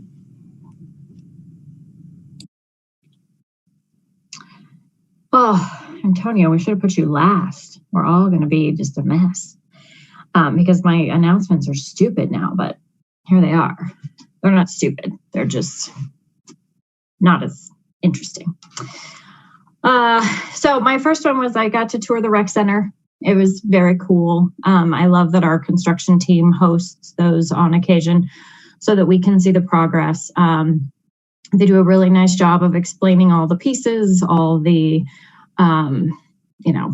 progress and giving us updates and answering questions. And we have members of the community that get to join us for that, and they ask really good questions. So it is super exciting that we are still on time and on budget with that project, and it's beautiful. But yet another thing that Antonio won't get to enjoy because he won't be here. So you should come out. You should come out for the party we're going to have in the fall. Because it's going to be beautiful. And Heather and I had the opportunity to meet with Senator Hickenlooper's office. Again, that's going to be a regular meeting. And it was just nice to have the open door and the touch-based communication. Andres is doing a nice job of keeping in contact with municipalities. So that's very appreciated. My big push, however, continues to be vaccines. So that was kind of my push for the mayor's monthly minute. And we know that vaccines are now available to everyone 16 and over. Adams 12 has found vaccines for all of their seniors, and they are seniors in high school. So they are pushing that out and making sure that they're starting with the senior class and making sure they all get vaccinated, which is great, especially as they graduate and enter the workforce or other environments where there's lots of people, college and otherwise. So, but vaccine, Northglenn has a ton of information on our social media sites, on our website. You can call and get tapped in to how you can get a vaccine. Tri-County Health Department has a ton. We are starting to see access improved. It's not as hard to get an appointment. Still have the partnership going with Safeway pharmacies, and so they give us 102 vaccine appointments per week. And so we try to get those out to everybody. A couple of things that might be tripping people up is when they fill out the interest form that's on our social media sites. They either don't put their email address because they're going too fast and they forget, or they mistype their email address. And so if you are an individual that has signed up and didn't get a link, that could be the problem. So sign up again. I put in the mayor's monthly minute to just, if you are struggling, just send me an email. Like, it might just be easier to email me directly to get access to that appointment. At the Safeway location, they're usually between 10 a.m. and 3 p.m. Tuesday, Wednesday, Thursday. But we have enough, and there's so many of our residents that have already been vaccinated that our signups are actually slowing. So if you want a vaccine, the Safeway batch is really meant for Northglenn residents, but by the end of the week, if they're not filled, we go ahead and send it to, somebody in nearby Thornton or Brighton or Federal Heights, because it's just easy. So that, I believe, is the Pfizer vaccine, and it's a 2-dose. So the appointment is for the first one, and then they help you schedule the second dose. But it's something that we still want to encourage people to do. Piggybacking on Councilmember Brown, we get to visit grandparents because of the vaccine. My parents are here visiting now for my daughter's birthday, and we get to hug them. So it's a big deal. And it does get me emotional because for so long we couldn't see them. So if you want a vaccine, let us know, because we have them and we want to make sure that people, if they are interested, get them. I know some people are not, and that's a personal choice, or for medical reasons they shouldn't, and that's totally understandable. But it's important, if you are interested, for you to know that we have them available. Just email me or the city directly and we'll get you hooked up. Okay. What do we got next? City Clerk Small, how are you? Good evening, Mayor and Council. I didn't have anything to communicate tonight, but based on Councilmember Escobar's unfortunate news, I think I'm speechless too.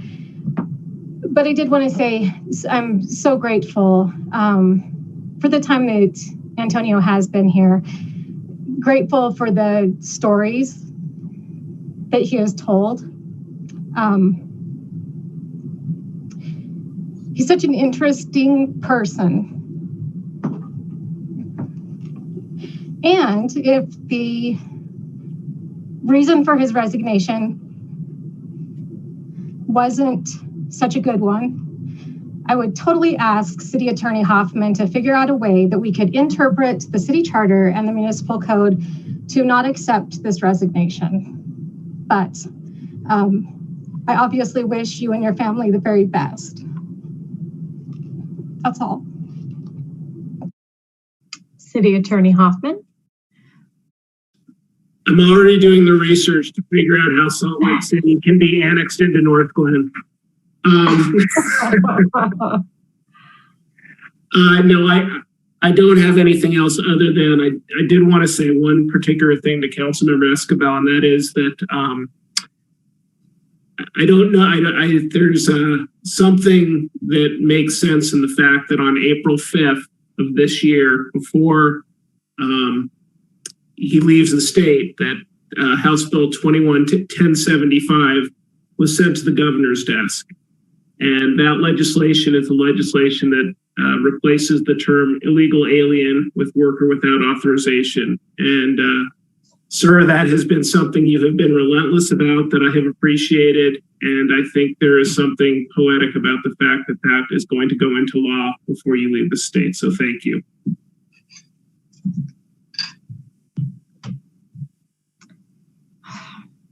City Manager Geyer.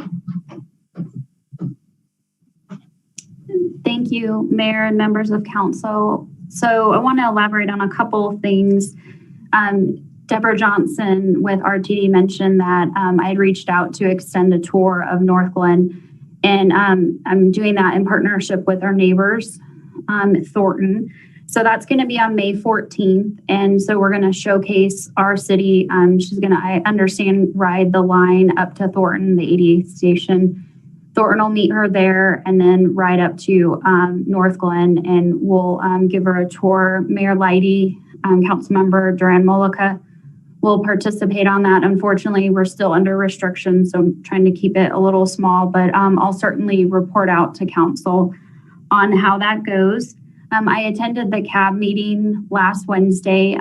They had some questions about snow removal, and provided them with quite a bit of information that they were really responsive to, and need to give Rob Weber, our operations manager, kudos for his presentation to them. He did an excellent job. So thank you, Rob. Also, in between that CAB meeting, jumped on the first diversity board listening session, jumped off, jumped back on. We had great attendance with that listening session. So I want to give a shout out to all our community members who took the time to join us, participate, and really speak openly about different things that we can do in terms of moving the discussion forward. The Croak Reservoir Subcommittee recommendations, I just want to elevate this based on what Councilmember Witkovich had mentioned earlier. Those are going to come to council on May 17th. So just around the corner. And then Councilmember Escobar,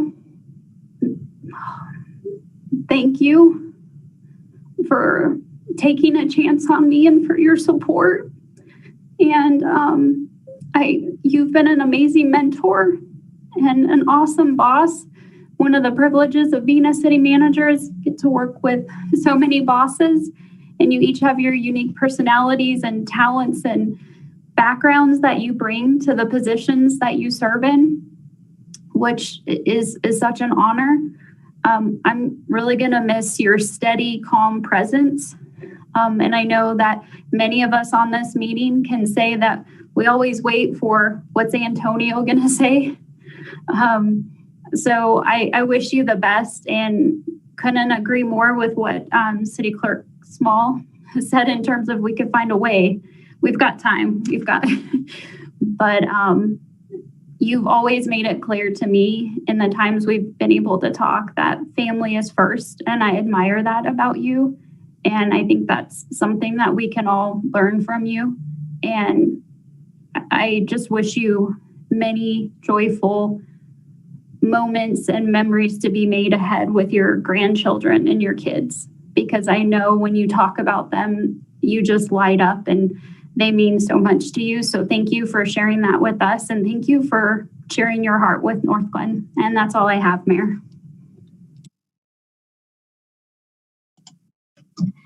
Okay.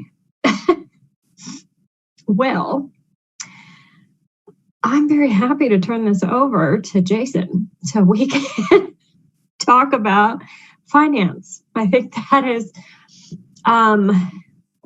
less emotional, perhaps, of a topic.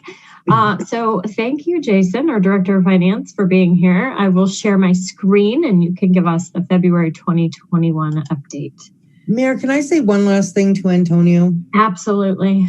You are the reason this meeting's going to go over tonight. No one can concentrate anymore, my friend. So no complaining from you when we would go over. All right, Jason, take it away. All right. Thank you, Mayor. Thank you, Council. Thank you, Councilmember Escobar, for being a good resource and calming voice and being an active participant in the Finance Committee. We'll have another one of those before you're gone, and we'll let you do any presenting on financials at that last meeting as kind of your parting take at the Finance Committee. So anyway, congratulations, and enjoy your time with your family moving forward. So February financials is what I'm going to present tonight. Here we're on the general fund. Financials this early in the year are kind of challenging to get any trends established and get a really good feel for what's going on. Specifically this year, after the pandemic, we're trying to come out of that recessionary period that we were in, and it's hard to predict where we're going to go. So on the topic in the executive summary of the report, when we talk about sales and use tax, that was down through February, which is just 1 month of sales that happened in January that we ended up collecting in February. We were down 2.6% compared to January of 2020. Specifically, auto use tax was down 20%. Just today, we received additional funding. So 2 months into the year, we've caught back up where we're only down 3% in auto use tax. So 1 month of data doesn't tell a great story.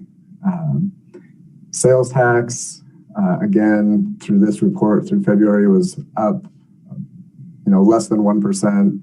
It's now up almost 4%, getting a couple of months into the year. And then two things that weren't in a decline in 2020 during the pandemic. Well, we're still in it, but two things that continue to stay on the rise are the food tax and the marijuana tax.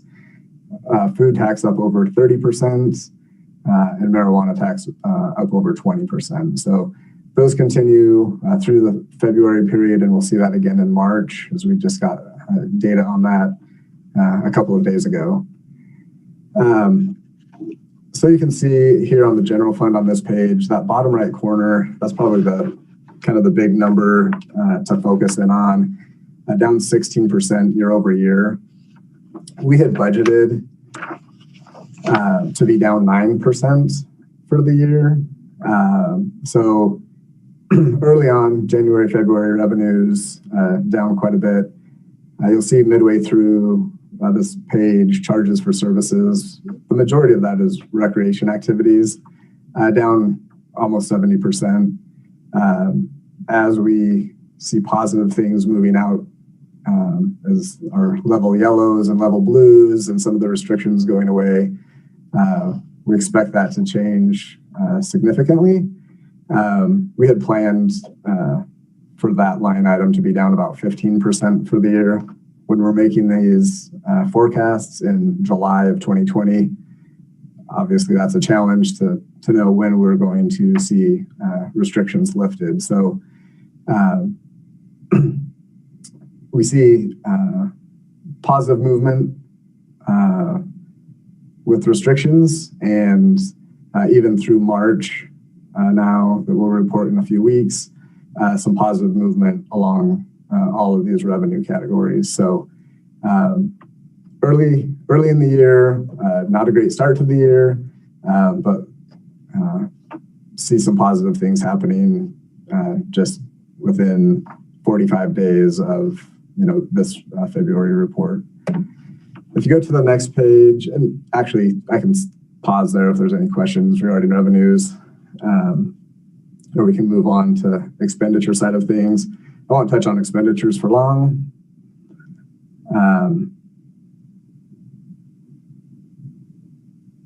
Most of this is timing, sequencing of when we're making large purchases.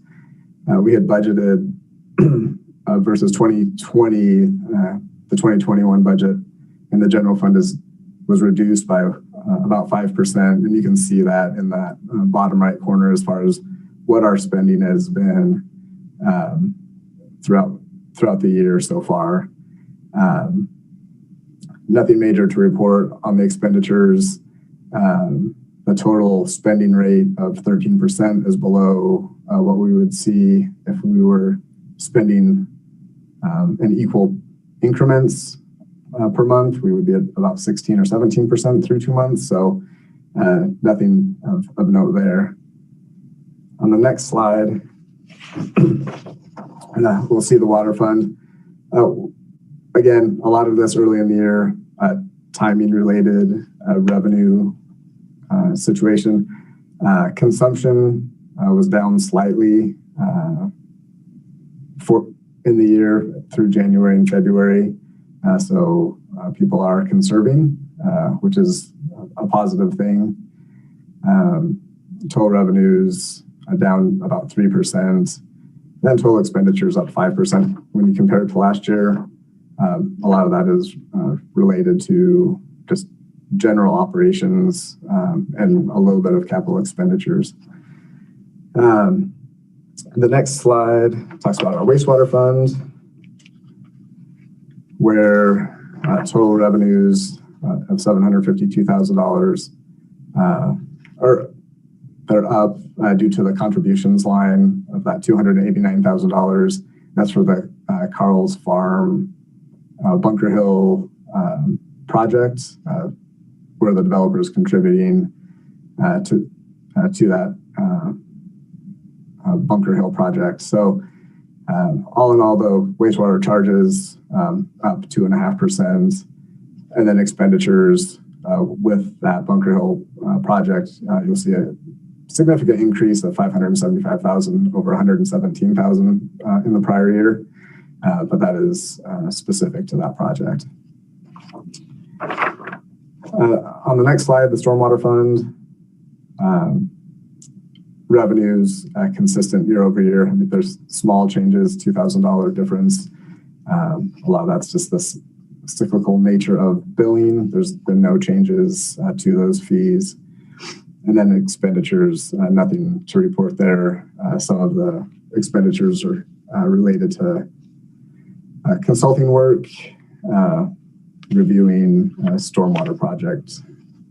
And then on the last slide, sanitation fund, revenues are relatively flat.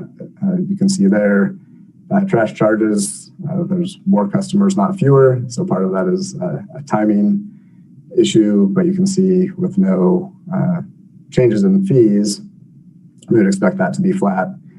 And then spending is very similar year over year.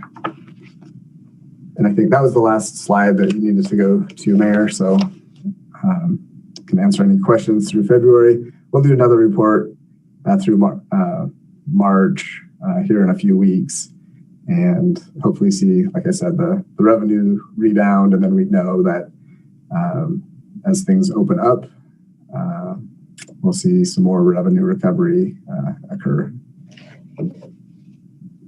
Councilmember Brown, any questions for Jason? You know, I was going there, right? First of all, I'd like to thank the residents of Northglenn for those 2 tax increases. Hey, Jason, explain to me the investment earnings on the sanitation fund.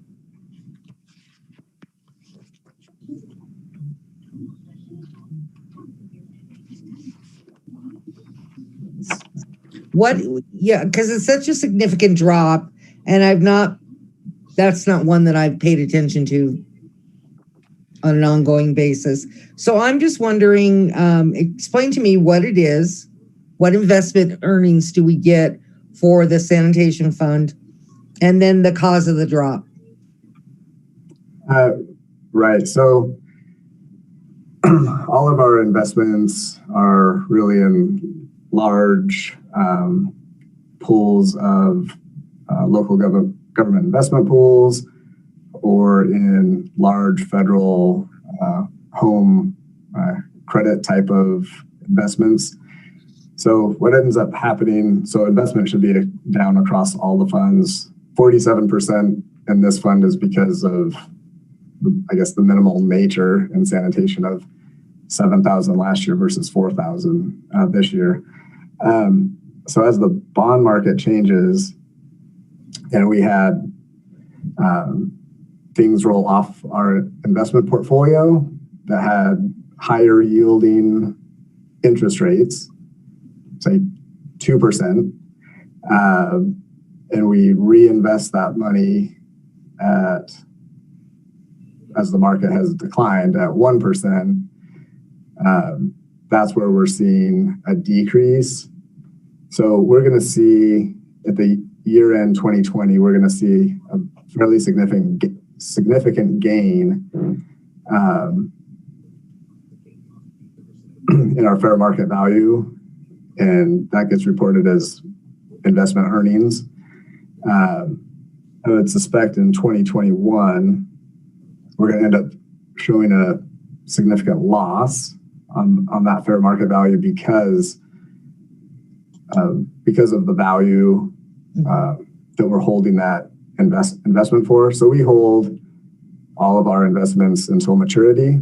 So if we were to sell, we would take a loss on those holdings.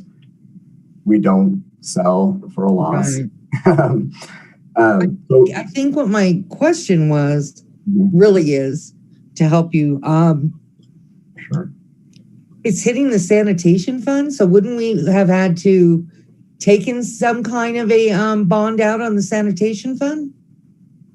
So no bonds. This is our cash, and the cash that's pooled gets invested. So, and I don't have a balance sheet. And then split out between the different funds? Correct. Okay, I'm cool then. That's more what I was asking. Okay.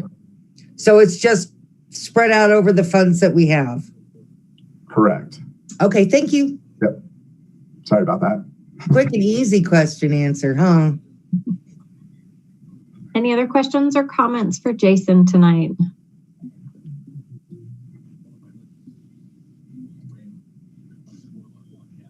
Heather, I think your team has done a great job keeping the expenses down during this difficult time.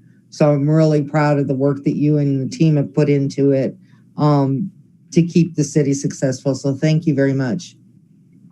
Thank you for that feedback.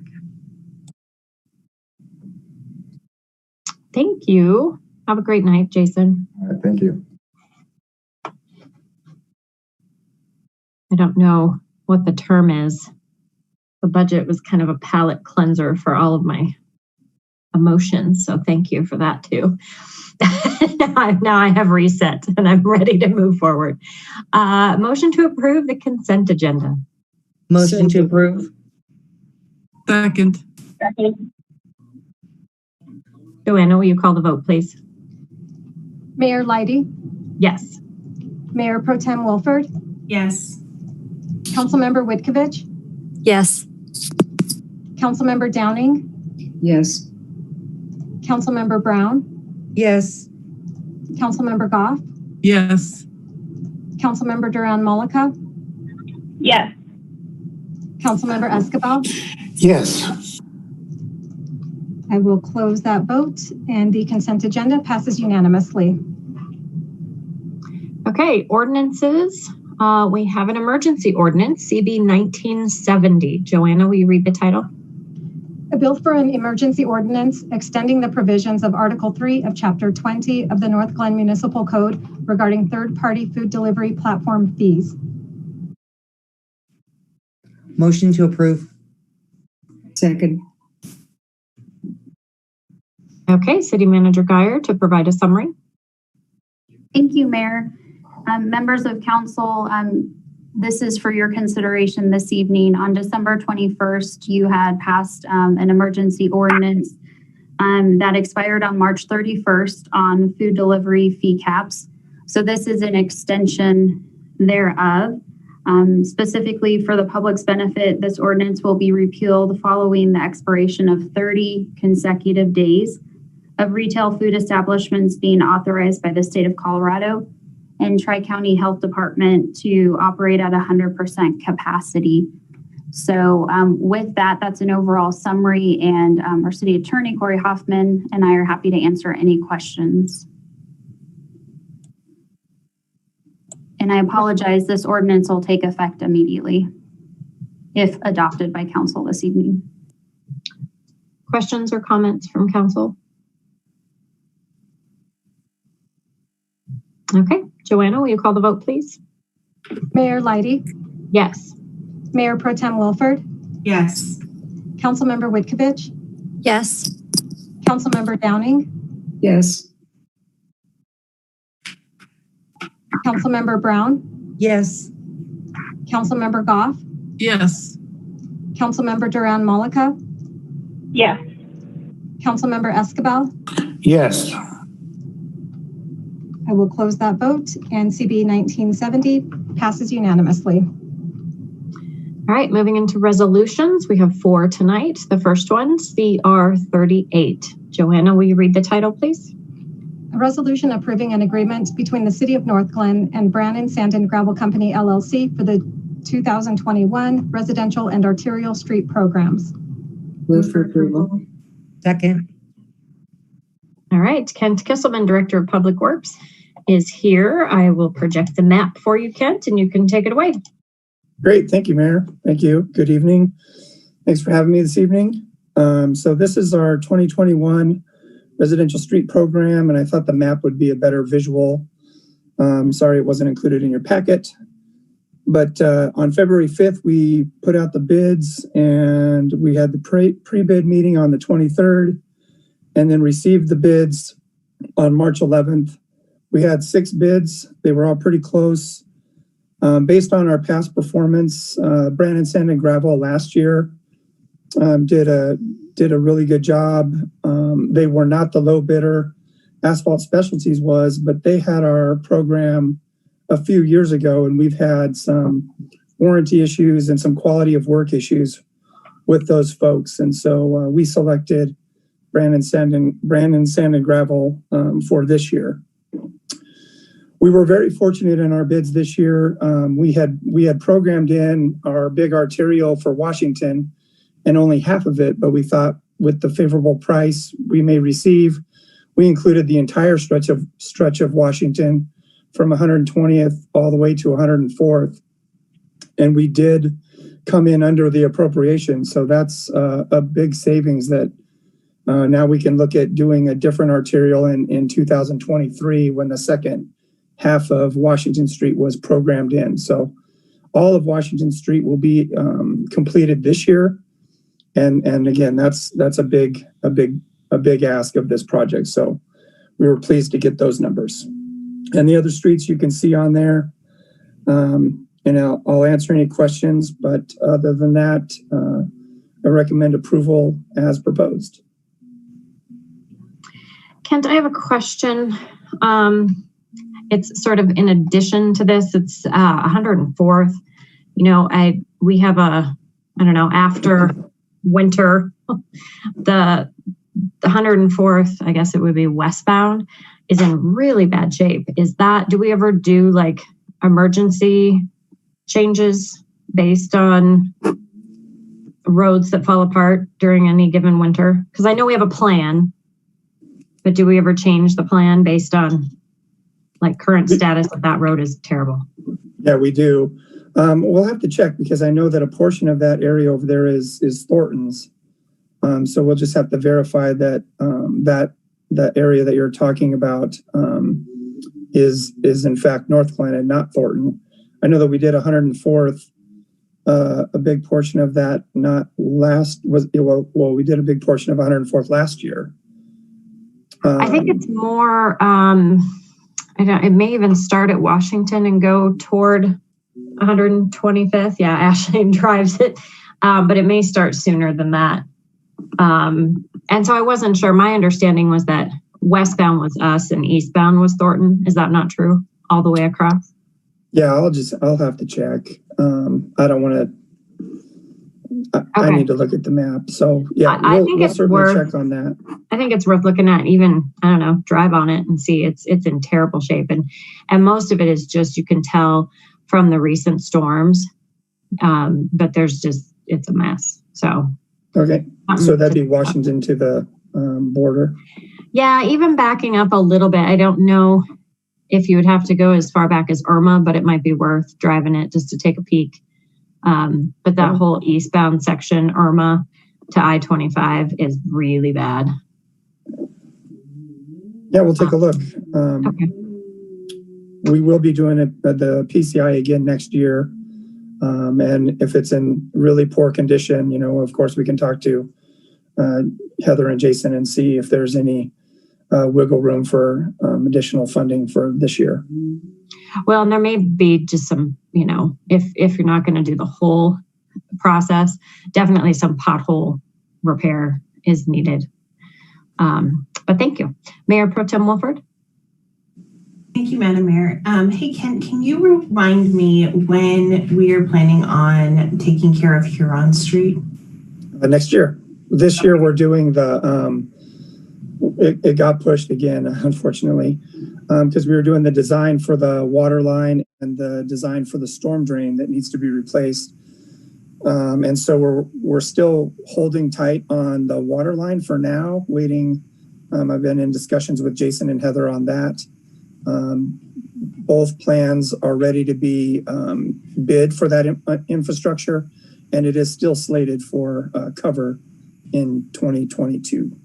Okay, that's perfect. I appreciate that reminder and update on the project. I know that we did a pretty significant number of road repairs and I guess via this residential street program last year. So I'm really glad to see that you're able to mark off the big project of Washington this year. So thanks for your work. Thank you. Any other questions, comments? Nope. Thanks, Kent. Joanna, will you call the vote, please? Mayor Leidy? Yes. Mayor Pro Tem Wilford? Yes. Councilmember Whitkovich? Yes. Councilmember Downey? Yes. Councilmember Brown? Yes. Councilmember Goff? Yes. Councilmember Duran Malika? Yes. Councilmember Escabel? Yes. I will close that vote, and CR 38 passes unanimously. All right, CR 40. Joanna, will you read the title, please? A resolution approving an intergovernmental agreement between the City of Northglenn and the State of Colorado acting by and through the Colorado Department of Transportation regarding funding for the traffic signal upgrade project. Motion to approve. Second. All right, Kent is still with us to provide a summary of this item. Here, yes. Yes, so this is very exciting, much needed upgrade to our system. This is step 2. Step 1 was applying and receiving the funding, and this is the IGA to get the funding in place. And then in a couple of weeks, we'll be bringing back the actual agreement for the services to get the products. So we have 36 signals in the city, and this is going to upgrade every single intersection with, cameras, and they'll be able to count traffic. And it is just, I can't express how much of a game changer this is going to be for our city. It's going to be amazing. So again, this is just step 1. We're going to be able to get $960,000 from CDOT. And we're going to match that with $240 for a total of $1.2 million. And we approve or recommend approval of this resolution as proposed. All right, Councilmember Brown. Hi, Kent. Hello. Think of you every day as I'm driving down Irma. I have a question for you. Can you elaborate on the cameras? Because I think that the residents that listen are going to be thinking that we're putting up red light cameras for speeding. That's not what this is, right? No, not at all. And they'll, we will have the ability to monitor an intersection, but what it's going to be able to do is when we have a power outage or somebody hits a pole, or we just have a blip in power and a signal goes into flash, either yellow flash or red flash. Right now, we have to physically call someone and they have to drive out to the box and flip the switch. Well, this will give us the opportunity to, monitor that from a camera, an iPhone, an iPad, and control the entire intersection from that device. It'll also, if we have concerns about, let's just say somebody's in a turn lane and they're saying, hey, this isn't cycling correctly. We're able to look at that intersection in live time and see the movements and see, in fact, if it is cycling correctly or is there something that needs to be adjusted in the system. And again, we'll be able to do that from, the M&O facility instead of physically having a person out there. Our traffic tech is, I keep saying steps, but that was step one when you approved us to have that traffic tech. And he's been doing just amazing work on the signals, and for him to be able to install these things and us to monitor that in the engineering department is again, it's just going to be a different world. But no, they will not be checking speed for cars going through. It will do traffic counts, so we will be able to, right now we have to, again, physically put out either the tubular counters or our radar counters. But through an intersection, we can count, left-hand turns, we can count through movements, and we'll be able to, pull all that data up. And even when you ask for it, we can supply that information to you. And then I just have one more question. This will take care of the lights, to help us with our lights. But is there a component of this that will also allow us to have the beeping walk signs and things like that for, that some of the other cities have? So when the person's walking across the street, not only are they seeing the person flash, but they're hearing the beep, beep, beep too, so that our hearing impaired residents are a little safer? Yeah, I'm not sure if this covers that, but I know that our traffic tech individually is going around and upgrading our pedestrian buttons, and he's doing the maintenance. And so those are things that we'll be able to add into our program and just our normal operations. So yes, we're focusing on those types of things.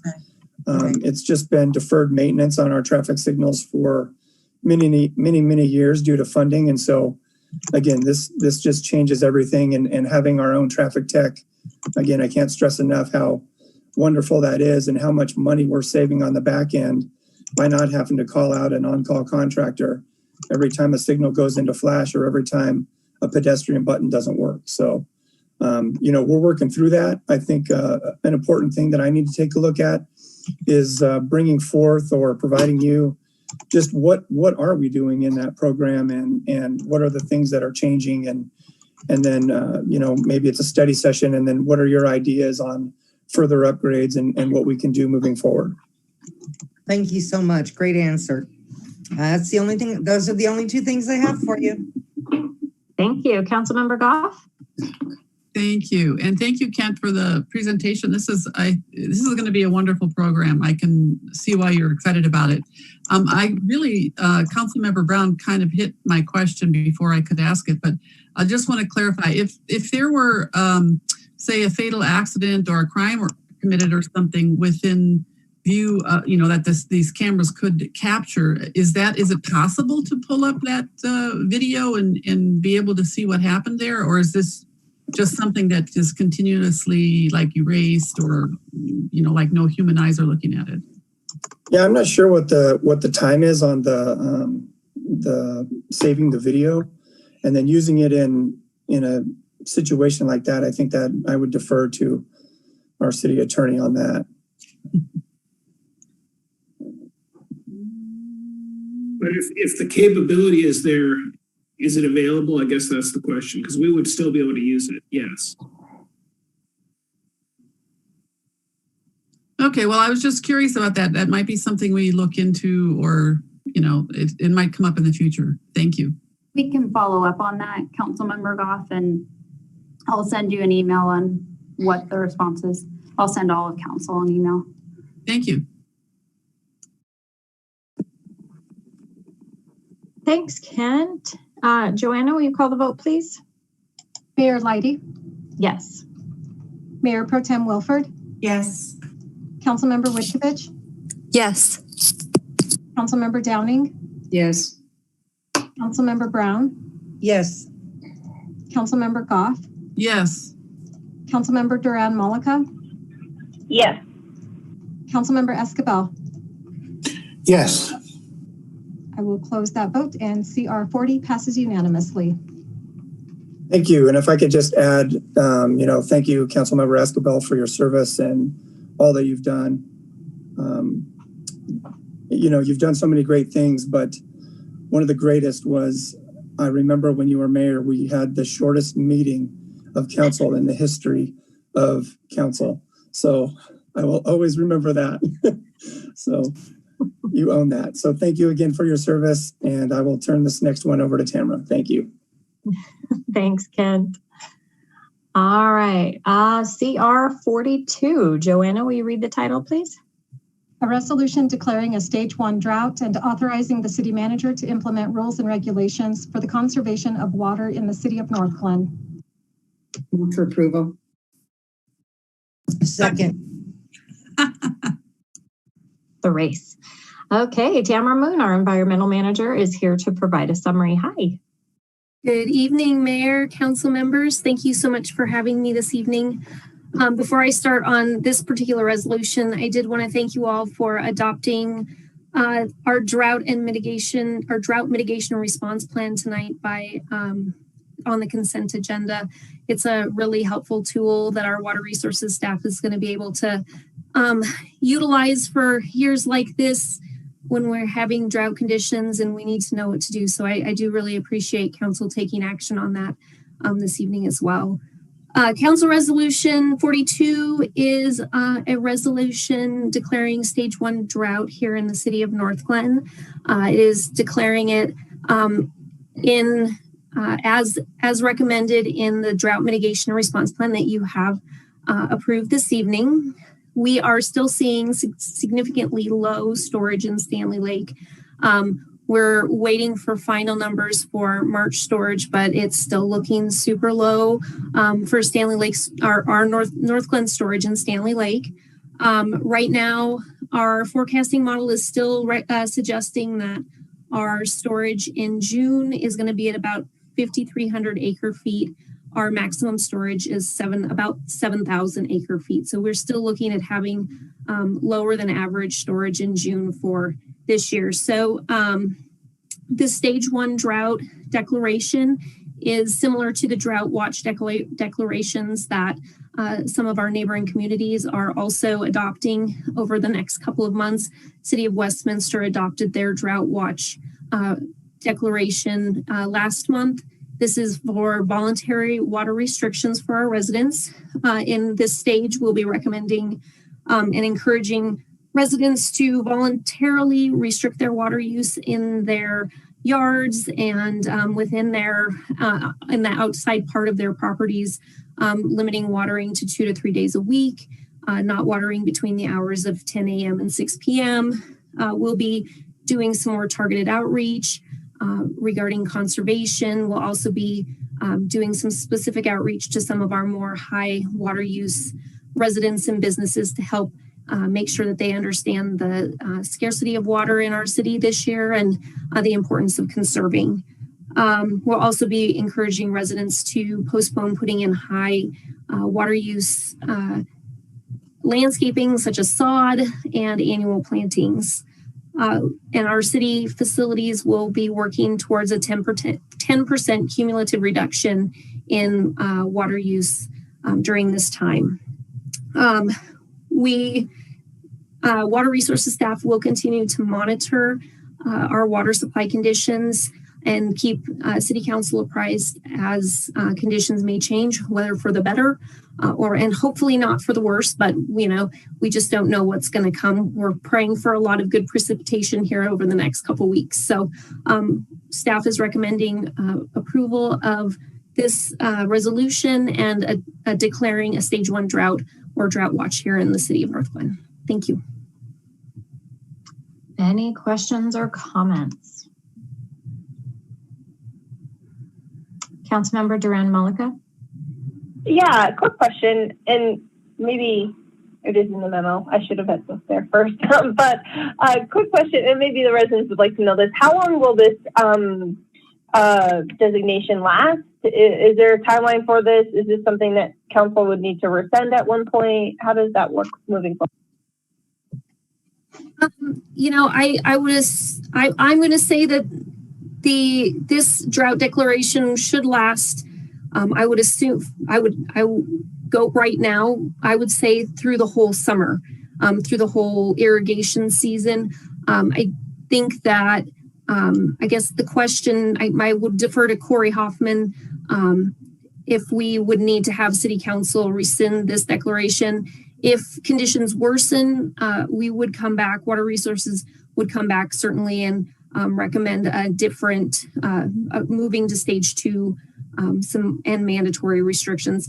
I don't know if that's going to happen. I certainly hope not, but that would be the next step if conditions change. I'm not sure what Corey Hoffman's preference would be for us if we want to rescind that. So I'll leave that to his wisdom.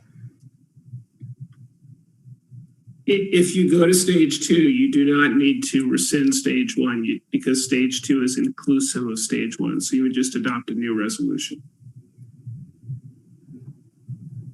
Okay, so we'll be in stage 1 for the rest of the summer, most likely? Yes. Okay. Good to know. Thanks.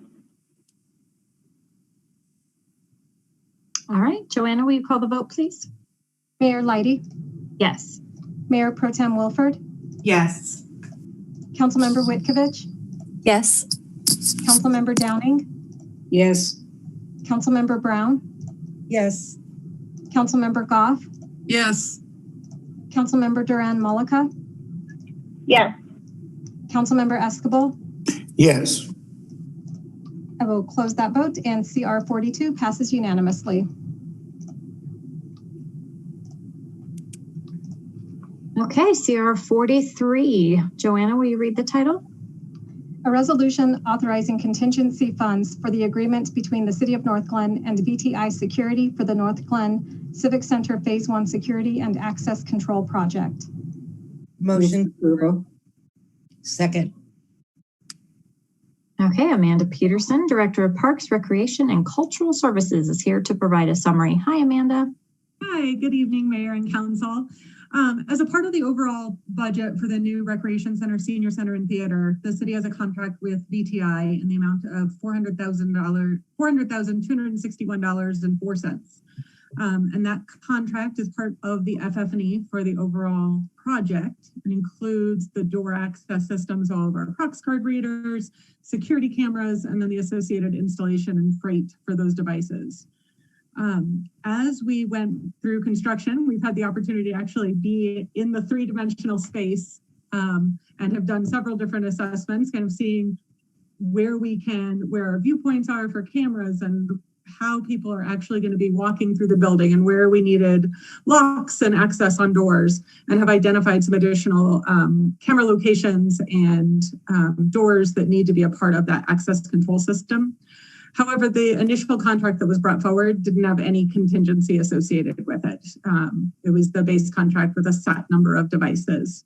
So approval of CR 43 would allow for the city manager to authorize relevant change orders up to $70,000 for total contract value not to exceed $470,261.04. Funding is available in the overall project contingency and would not result in a change in the overall project budget. So staff recommends approval of the resolution as presented. Any questions for Amanda? Nope. Joanna, will you call the vote, please? Mayor Leidy? Yes. Mayor Pro Tem Wilford? Yes. Councilmember Witkovich? Yes. Councilmember Downing? Yes. Councilmember Brown? Yes. Councilmember Goff? Yes. Councilmember Duran Mullica? Yes. Councilmember Escobar? Yes. I will close that vote, and CR 43 passes unanimously. Okay, we are at public invited to be heard. Is there anyone on the phone who would like to speak to council at this time?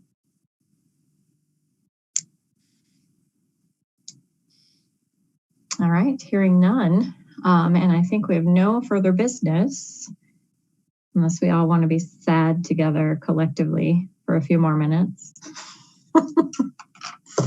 Oh, Antonio, you got us. You got us good.